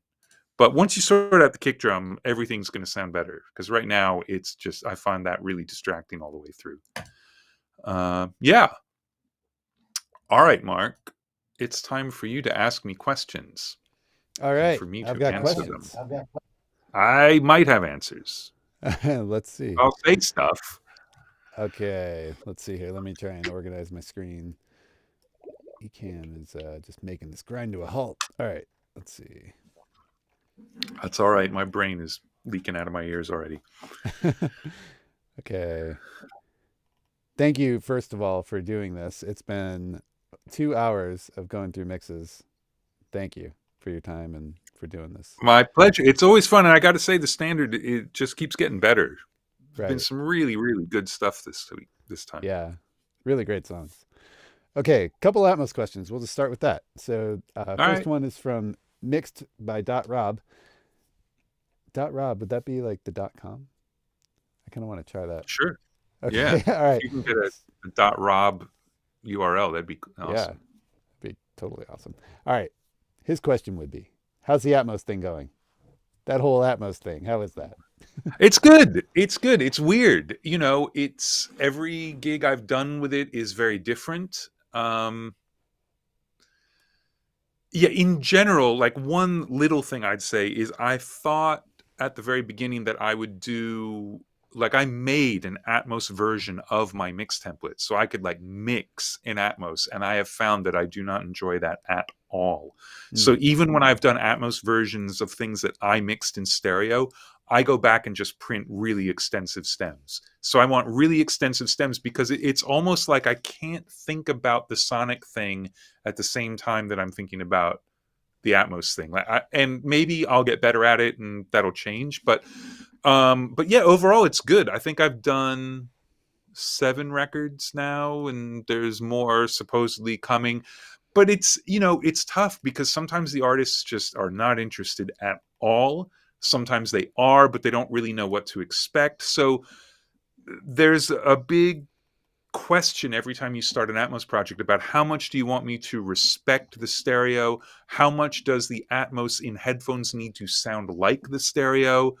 And how obviously it's going to sound very different on the 2 different types of playback, the Apple spatialization or the Dolby binaural render.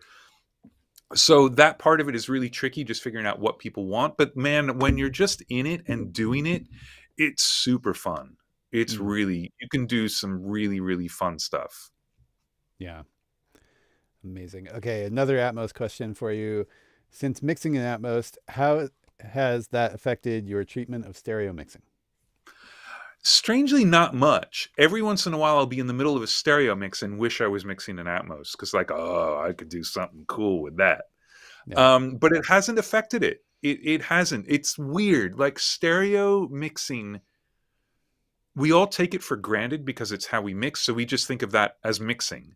but it isn't. It's stereo mixing, and it's totally different from surround mixing. It's completely different. And like just the difference between phantom center and true center, it sounds so different and feels so different. Whereas you think like, no, it's not at all. Like there's something very dry and direct about something coming out of an actual center speaker, where it sounds so much more like what we're used to, which is actually kind of comb filtered and weird being a phantom center, but it sounds like cooler. There's something cooler about a kick drum phantom center than there is about a kick drum true center. So it's completely its own thing right now. And like I just said, maybe it will all start to merge a little bit in the future. But yeah, I don't know. At the moment, it hasn't really affected it. It's just a totally different mindset. Yeah. Awesome. Okay, well, on the flip side of that, Paul Arntz asks, I've heard you say you mix with headphones quite a bit while away from the studio. Do you use any headphone correction like SonarWorks? I do not. Nope. Awesome. And let's see here. So this one from Andrew Carroll, do you have recommendations on where to start in terms of EQ? I tend to be pretty good with the mix in most areas, but EQ haunts me. Well, if you're pretty good at mixing without the EQ, then I wouldn't worry about the EQ. Al Schmidt didn't EQ. Like, yeah, I don't know really. I feel like you're asking that question because you feel like you should like have some things you can say about how you EQ. And I don't know. One thing I would say is check out the interview I did with Daryl Thorpe, and because he talks about EQ, like major fucking EQ, while tracking and also while mixing, and how he like picked that up from Nigel Godrich, like adding a ridiculous number of decibels at some frequency and then putting it through another EQ because you still don't have enough of something. It's such a powerful tool, but I think you just got to do it. Just EQ more. And if everything sounds worse to you when you EQ, well, then you're someone who doesn't need to EQ.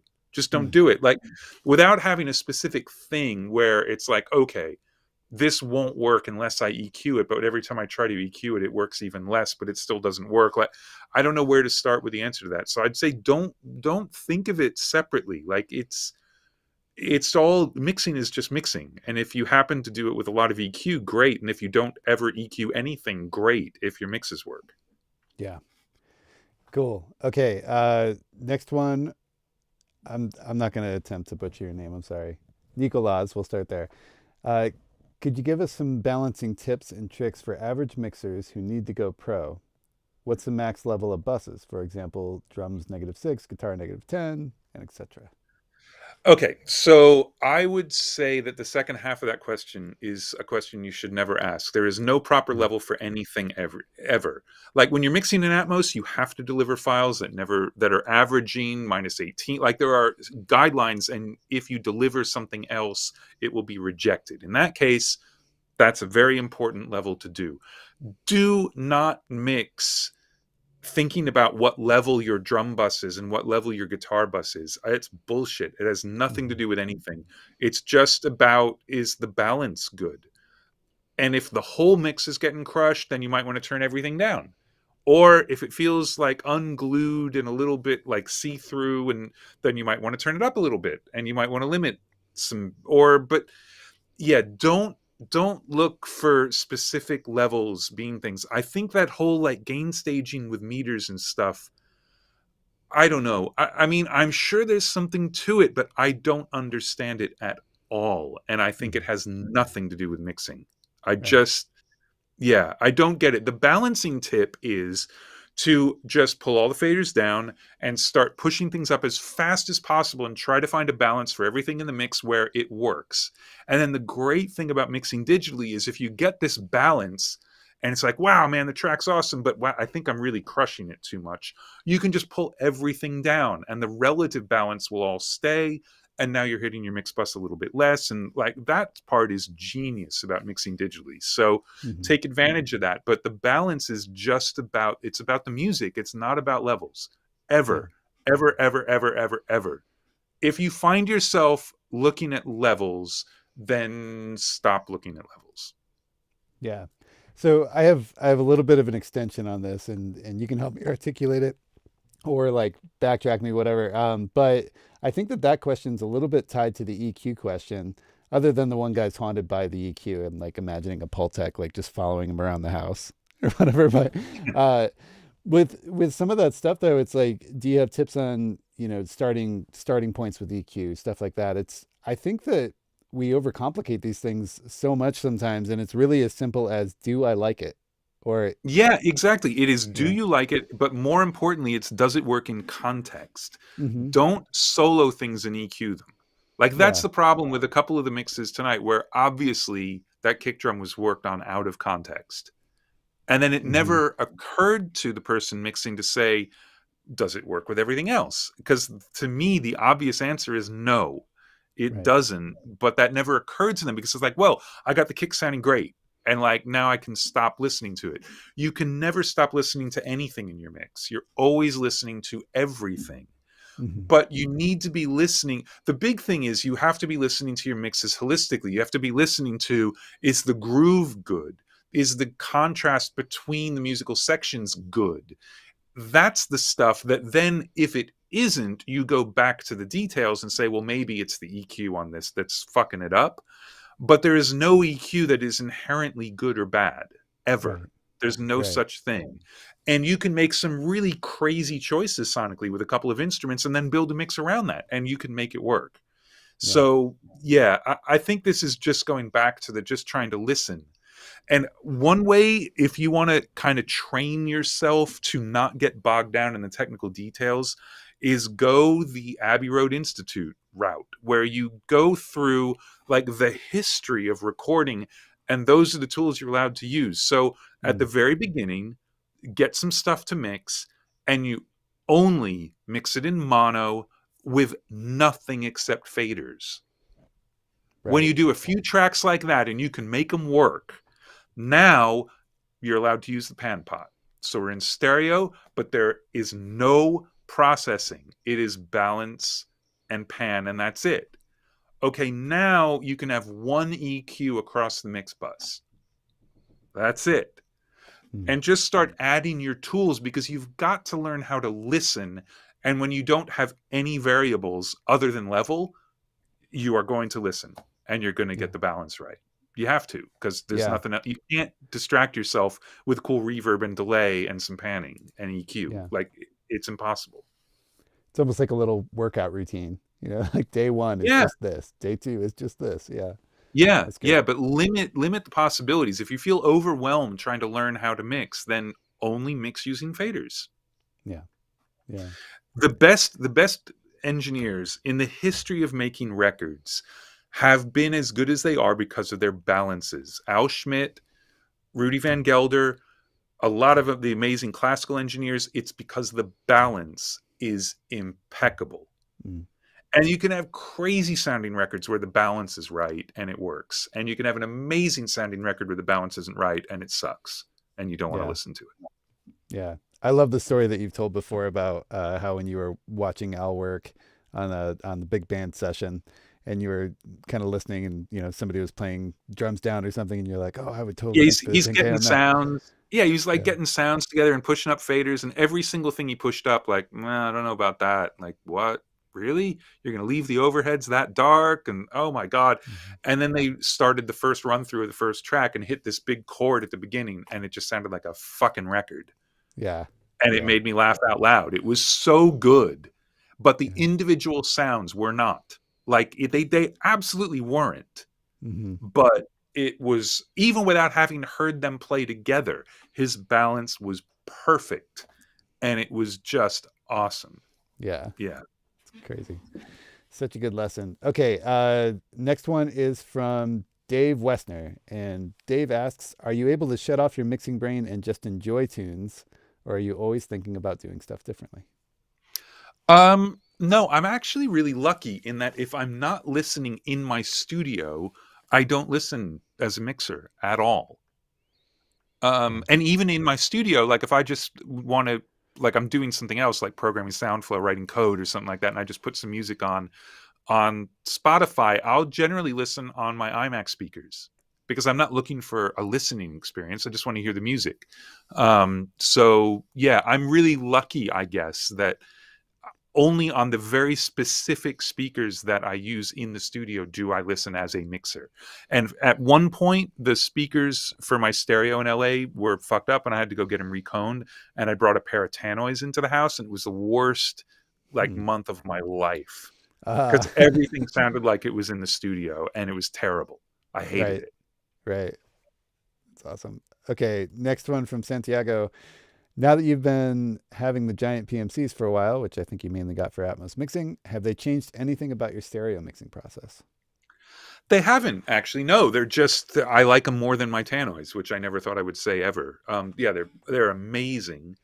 But I still start mixes on headphones, and I check on my iMac speakers sometimes, not all the time, but yeah, so nothing has changed. They're just the best speakers I've ever heard in my life, and I love them. That's awesome. Okay, next is from Collins, and he asks, what is your response to transient material with annoying or bright resonances?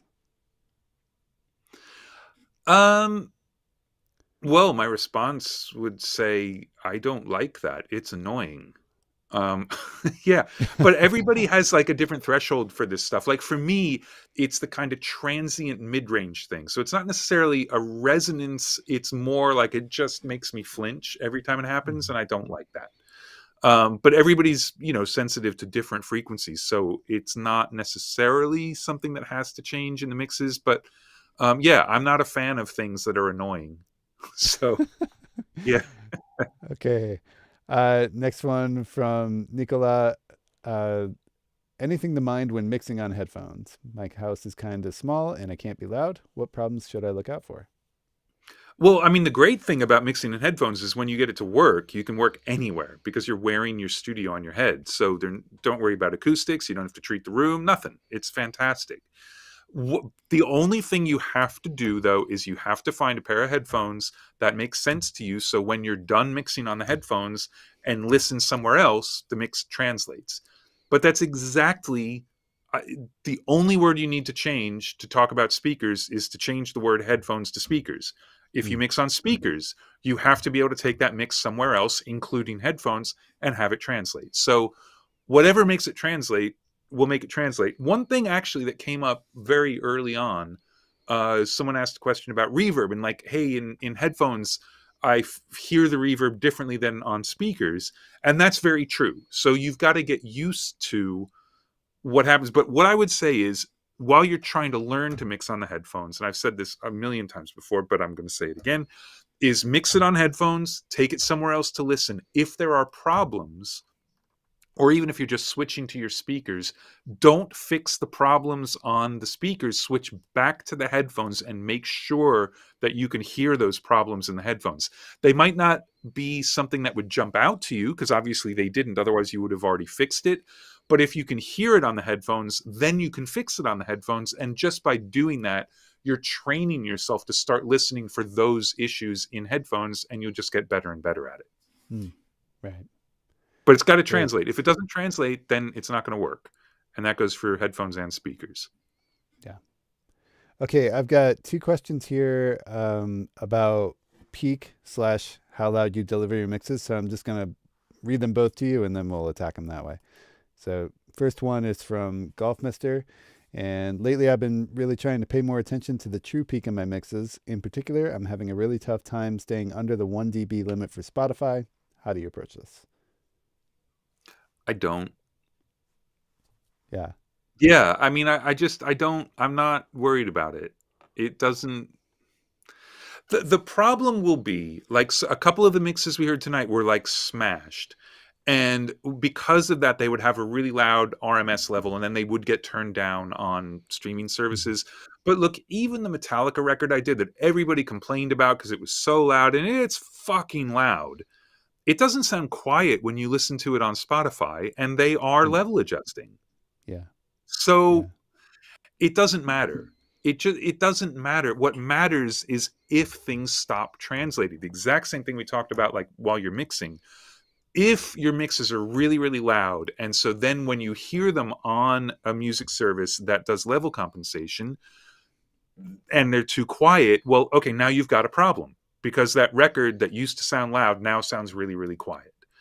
But yeah, I don't know. I don't know what to say about it. Like, I don't know what it means to say that my true peak is under 1 dB. Like, well, if you can't, all you have to do is take it post limiter and turn it down a dB. And now you're definitely at -1.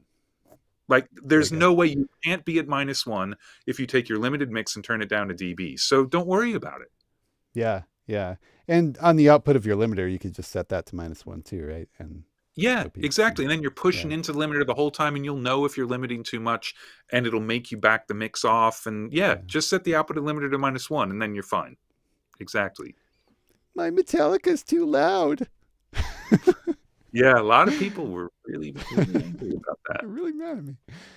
Yeah. For having too. How can Metallica be too loud? Okay, next from Gustavo. How many dB do you usually deliver your mixes at? So -3 or in 0. There you go. All the dBs. Yeah. Yeah, all the dB. Yeah, I really don't think about it. I mean, and to be honest, since Decibel came out and mixing in Atmos, I've got a really complicated meter set up because I have to stay at the -18, and it's kind of interesting to see stuff.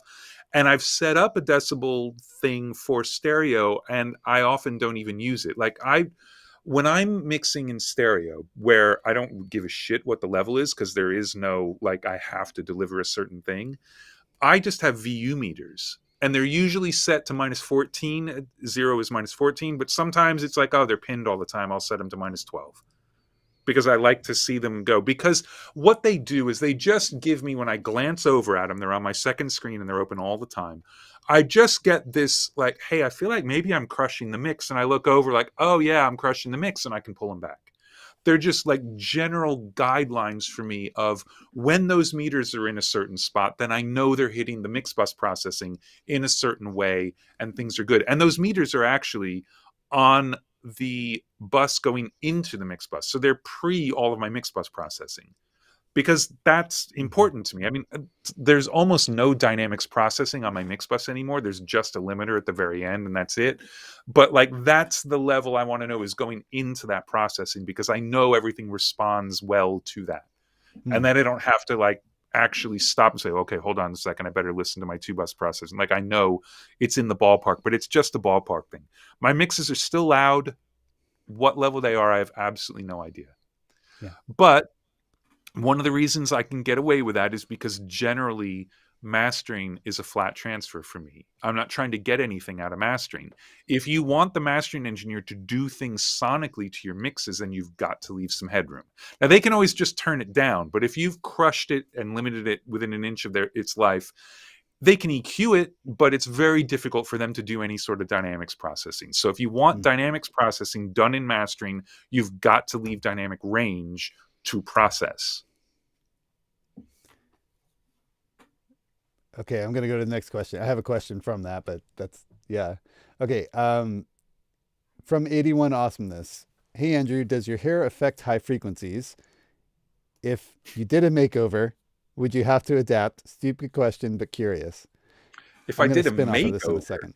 Yeah. Like if I got a makeover, what would the makeover be? Like, I'd be less bald. That would be my makeover. Or maybe totally, you just, everything gone.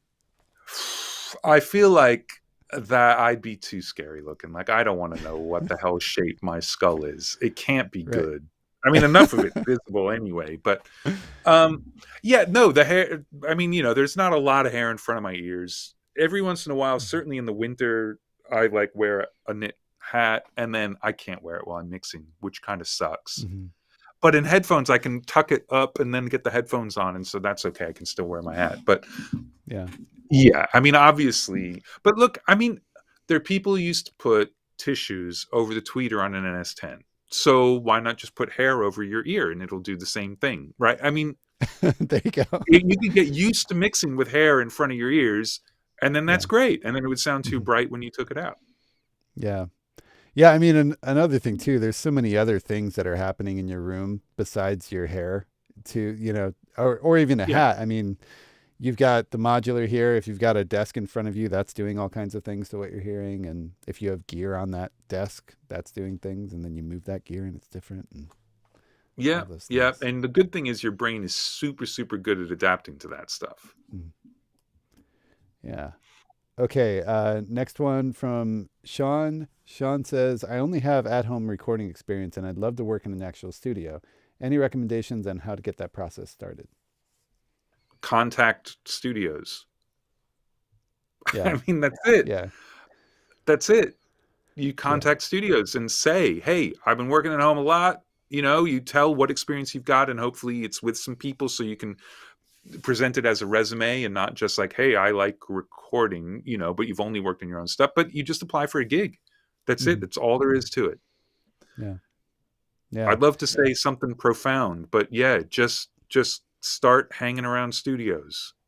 Yeah. I think if it's an experience thing too, a lot of rooms will let you rent the room without an engineer, so you could get experience that way. You know, get some friends and go rent a room. Yeah, or rent a room with the engineer and learn from that engineer. You know, Even just better, go in as a yeah. producer and not engineer at all and watch how they do it. And, Yeah.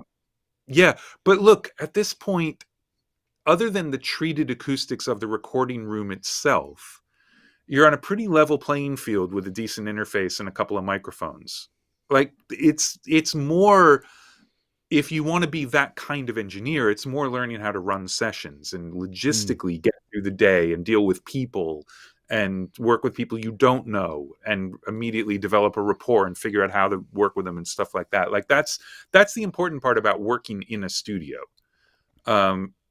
It used to be, it was also the only place in the world that had a decent sounding room and good microphones, but that's not the case anymore. Right. Yeah. Okay. From Gus Gomez, do you still use your same template? I mean, I still use a version of it. That thing gets save as like every month. So I'm up to, I increment a 2-digit number every time I save it, and I'm on, well, I'll tell you, hold on. I am on version 71. There you go. And the last time it was saved was, I haven't saved it yet. I haven't made any changes yet this month. So it's still the December 2021. So yeah, but there's stuff that's exactly the same. Like the whole Pultec LA2A Pultec thing, like all the vocal chain shit, none of that's changed. I think the reverbs may have changed on at least one of the vocal reverbs. A lot of the drum processing is the same. I might have added more, but what changes is like a while ago, I added a VCA for the returns of all the parallel compression that used to not have a VCA. So it was obviously like at 0. Then I added the VCA and I would like turn it down a couple of dB and whatever. Now on a lot of mixes, that could be muted or at -30. So there's a lot less parallel compression, but on the face of it, the template hasn't changed at all. I just happened to turn down a gigantic part of the template. But yeah, the template is basically the same, only totally different. Right. Okay, from Karen Bassett. Let me make sure this goes on. There we go. Andrew, do you use reverb on the mix bus? I kind of do. Yeah. A tiny bit of it. But yeah, at the moment, it starts off inactive. It's the Eventide T verb, which is the Tony Visconti verb. It's the live room at Hansa Studios where all those iconic Bowie records were made and things like that. And it's on like 15% wet, and there's not much of it. But there's some harmonic distortion and some weird smearing and gluing. The way I describe it is I get out of that plugin what you might get out of a bus compressor, because I can't stand the sound of a compressor on the mix bus anymore. I used the 33609 for years, and that's been gone now. It's probably 5 or 6 years that I haven't been using it. So there's just a limiter at the very end to catch transients, and that's it. So that's what I use to do it. But to be completely honest, I think I did this in the last month, and I need to actually do a save as because I only did it on a project. I level matched it because it's difficult to level match something that's only 15% wet because you don't actually have control. Like the output volume doesn't affect it.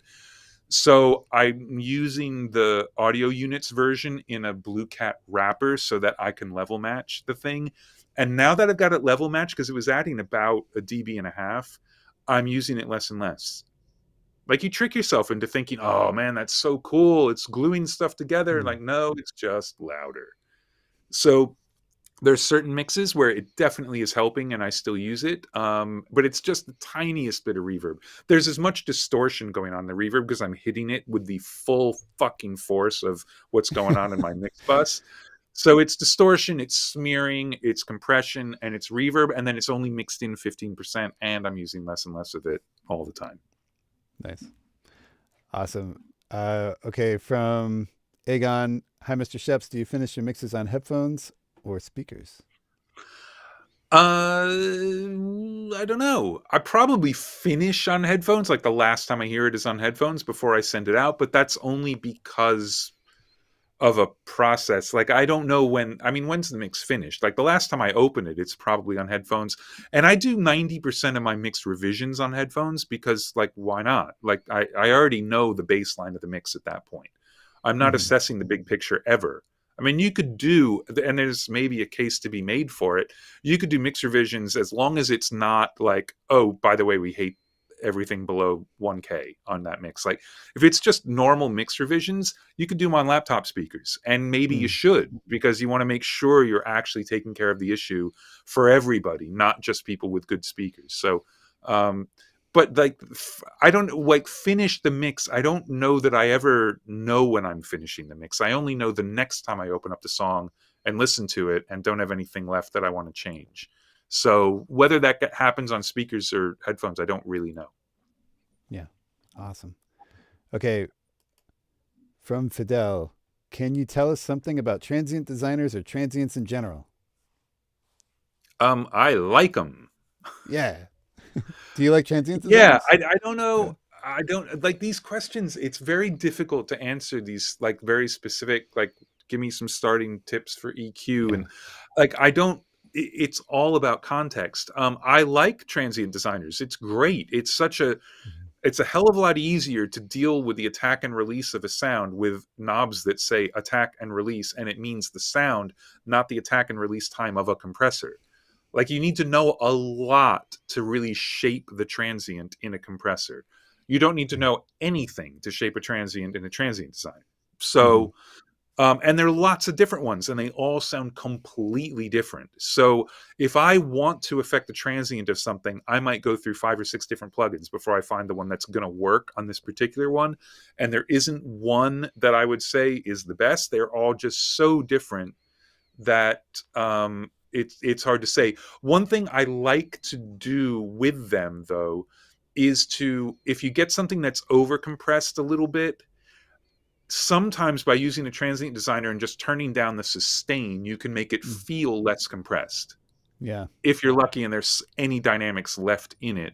So there's quite often where I don't actually want to shape the transient at all. I'm only interested in what's going on in the sustain, and it gives you more transient, but not by turning the transient up. It's by turning the sustain down. Right. Which is a good thing to remember too. More attack equals less sustain. Yeah. And use every knob on every plugin and not necessarily what it's labeled for. Yeah. At least try it. Yeah. And then See, I bypass still ask these general questions because you always come up with some nugget in there. It's great. There's something. And now your video's frozen. So what's going on with that? Nice. Is it still frozen? But it's frozen with a nice smile. So, well, good. Okay. Well, I'll not worry about that for a second because we have an important question here. Okay. Do you have a good method for getting cat hair out of your synths, or do you find it adds to the sound? It definitely does not add to the sound, and the only method is using a vacuum. Nice. That's it. Doesn't make it hairy or anything? Nothing? No. All right. It would only affect the sound if enough of it got in that it just blew up. Gotcha. All right. Well, we only have 2 questions left here. And All right, that sounds good. We'll do those two, and then I'm gonna go drink a beer because I'd like to say that I spent the day not mixing but planting trees. Planted how about many trees? 350 trees, about 350. These are all going to be very small, kept small. This is for a hedge. Doing 330 meters of hedging to connect the 3 acres of trees I'm going to be planting that are showing up tomorrow with the little woodland, the little wildflower meadow thing that we planted like 3 months ago. So, yeah, I'm in need of a beer though. 350 trees. You said earlier that there were 3 of you doing it. Yeah. That's a lot of trees per hour.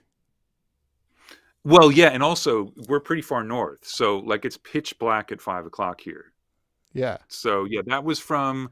We probably got out into the field around 10.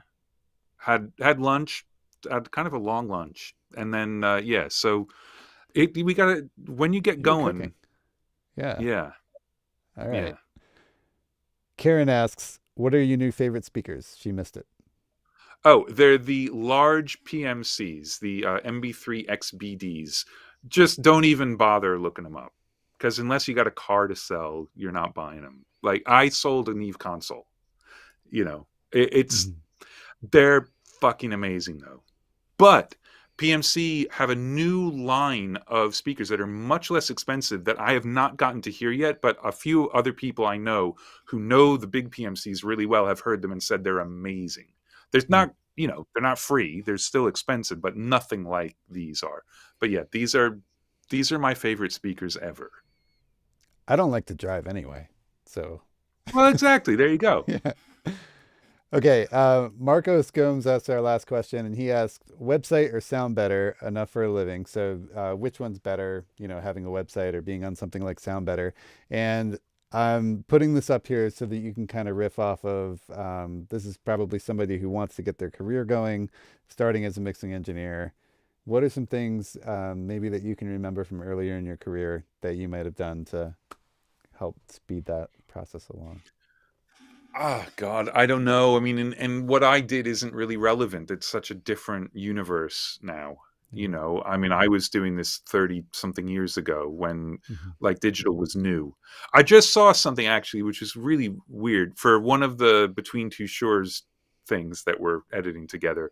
I had to go dig out this photo, and I had like a studio profile in Keyboard magazine, and it was in, I can't remember what year it was. It was like 90 something or other.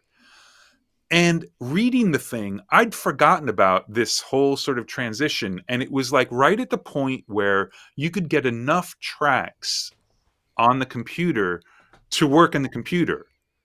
Before that, you always were transferring into the computer to do something and then transferring back to, it could even be just transferring back to ADAT or DA88. Like, which were the 8-track like videotape based recorders at that point. So cheap stuff. Yeah. But you're always working to tape, even if it was digital tape, even if it was a 3324 or 3348, you were always working on tape, transferring into the computer, and then going back. And that's like, fuck, I'd forgotten about that. Like, I forgot there was a very long time when Pro Tools existed, but it could not handle a song. Right. Like, okay, that's how old I am. There's a joke in there, but I'll let it go. Yeah. Yeah. So look, in terms of what to do, the only way to do it is to do it. So like setting up your own website, that's like putting a song out on Spotify. Unless people know it's there, nobody's going to listen to it. Is it? Yep. I'm making this number up, but I feel as though there are 10,000 songs a day that come out on Spotify. Yeah. That's the last one it's I heard fucking too. Crazy. And the number of hours of video that are uploaded to YouTube every day. Like, the only way you stand out is to be, not about stand out, but the only reason anyone would know it exists is if you tell them, if you can somehow get in front of them and say, hey, I put this thing out. And so it's all about PR and advertising and going viral or whatever. Yeah. So just setting up a website, the build it and they will come model does not work. Right. So you need to get in front of people. Now, is Sound Better a good place to do it? I don't know. And I'm not going to say positive or negative about it. I don't know. because I don't have the experience of it. I would think Mix Tank is good, you know, because you get lots of feedback, but also if your mixes are going up there and they're blowing people away, well, there are going to be artists who are doing their own stuff who might say, ooh, maybe we'll get that guy to mix something. So you've got to get in front of people, and however you do that is what you have to do, and you have to practice. You've got to practice. If you don't mix a lot, you can't get better at mixing. And like, man, I watch tons of videos. I watch every video that comes out on pureMix and all the other formats and on YouTube. Believe me, and I'm screenshotting Chad Blake mix tutorials and all that kind of stuff. But until you're actually sitting with a session open, trying to apply that stuff and realizing like, fuck, that only works for Chad. And until you do that, you haven't actually learned anything. You have not learned a single thing. You have just accumulated some facts about what other people do. Those facts turn into guidelines and opinions when you try and do it, because you have to say, oh, yeah, I'm doing this exactly the same way that Ken Scott does it, but this doesn't work for me. And that's fine. And you've got to get to the point where you're okay with saying like, wow, what that person does, who I think is amazing, doesn't work for me, because it won't, because everybody hears differently.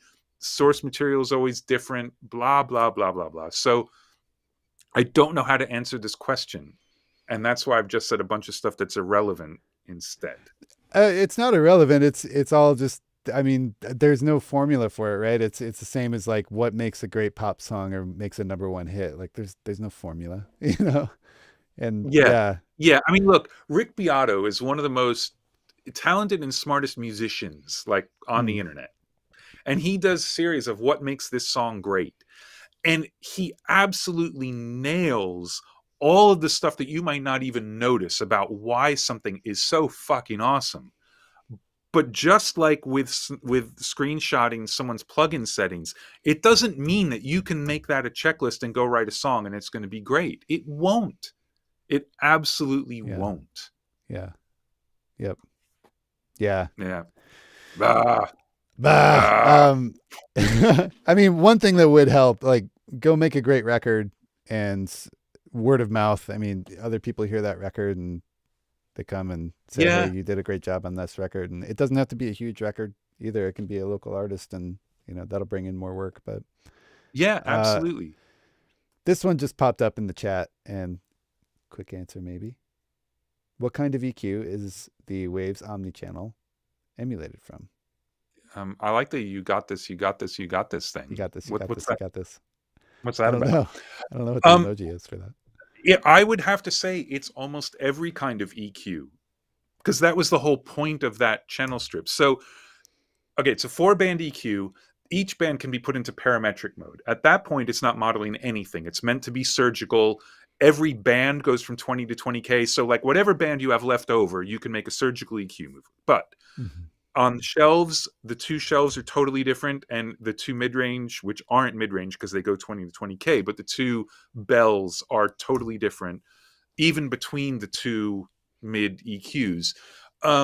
There's one that started life sounding kind of like a Neve. There's one that is like an API 560, which is the graphic one. But the thing about the 560 is the more you boost or the more you cut, the tighter the Q gets. And the idea is it's like an equal energy EQ. So the EQ gets tighter and tighter the more you boost. So your volume stays relatively constant as you're boosting the frequencies. But I always love doing extreme boost and then pushing up the bands either side of it halfway. And then, so it isn't just a smooth bell, but you get this weird stepped bell with a very peaky thing in the middle and then like shoulders on it as it comes down. So that's one of the mid-range bands. Like they're based on different things. Cool. One of the high shelves, I think, is based on sort of Helios. But then the point was they're all tweaked like crazy to be exactly what I wanted. Like, oh, I love this thing when I use this EQ like this, but I also wish it was more like this or whatever. So every one of those bands has two modes that started life either from an emulation and then got tweaked, or just the idea of something and then got tweaked. So Yeah. it's all of them. Yeah. Awesome. That's why it's so good. All right. I like it. Coming up next week. Yeah. So next week, Joe Zook, which should be quite fun. That dude's worked on a bunch of really cool records. And I think famously worked with JJP for a while. So Nice. and then the week after that, we're going to have Christian from Soundflow on, because there is a new release of Soundflow, which I'm not going to talk about now, but I talked about it for hours months ago. It is the best thing that's happened to me in Pro Tools, maybe since Pro Tools. Yeah. It's Nice. fucking awesome, man. There's a huge revision coming up with a lot of stuff that makes life easy for people, which is good, because it, on the technical side, it's always been awesome, but there's a bit of a learning curve, and you got to be a bit of a geek, and that has been lessened like crazy. Christian's done an amazing job. So yeah, so that's the next 2 weeks. Amazing community in Soundflow too. That's going to be fun. I'm ready to geek out on Soundflow Yeah. some more. Awesome. Coming off in the distant future on, I believe it is, hold on, my calendar's being super funky, on the 14th of, Yep. this We're is, spending Valentine's Day with Mick Gazowski. oh yeah, that's going to be fun. That should be We fun. had That so should be much fun the last time we did a stream together. He brought props last time. It was good. Really? So yeah, it was good. Wow. Awesome. We'll have to ask him about that. Yeah. Cool. Yeah. Nice. Yeah, I'm looking forward to that, because he's an amazing mixer, and he's totally crazy in the best way. Yeah. Yeah. Yeah. So fun. Cool. All right. Well, Andrew, it's been almost 3 hours, and you planted 300 trees today. Thank you so much for your time, for your patience. and for Thanks, doing Mark. this. Yeah. Cool. All right, everybody. We will see you next week with Joe. Excellent. Cool. All right. Cheers. Bye, everyone. Bye.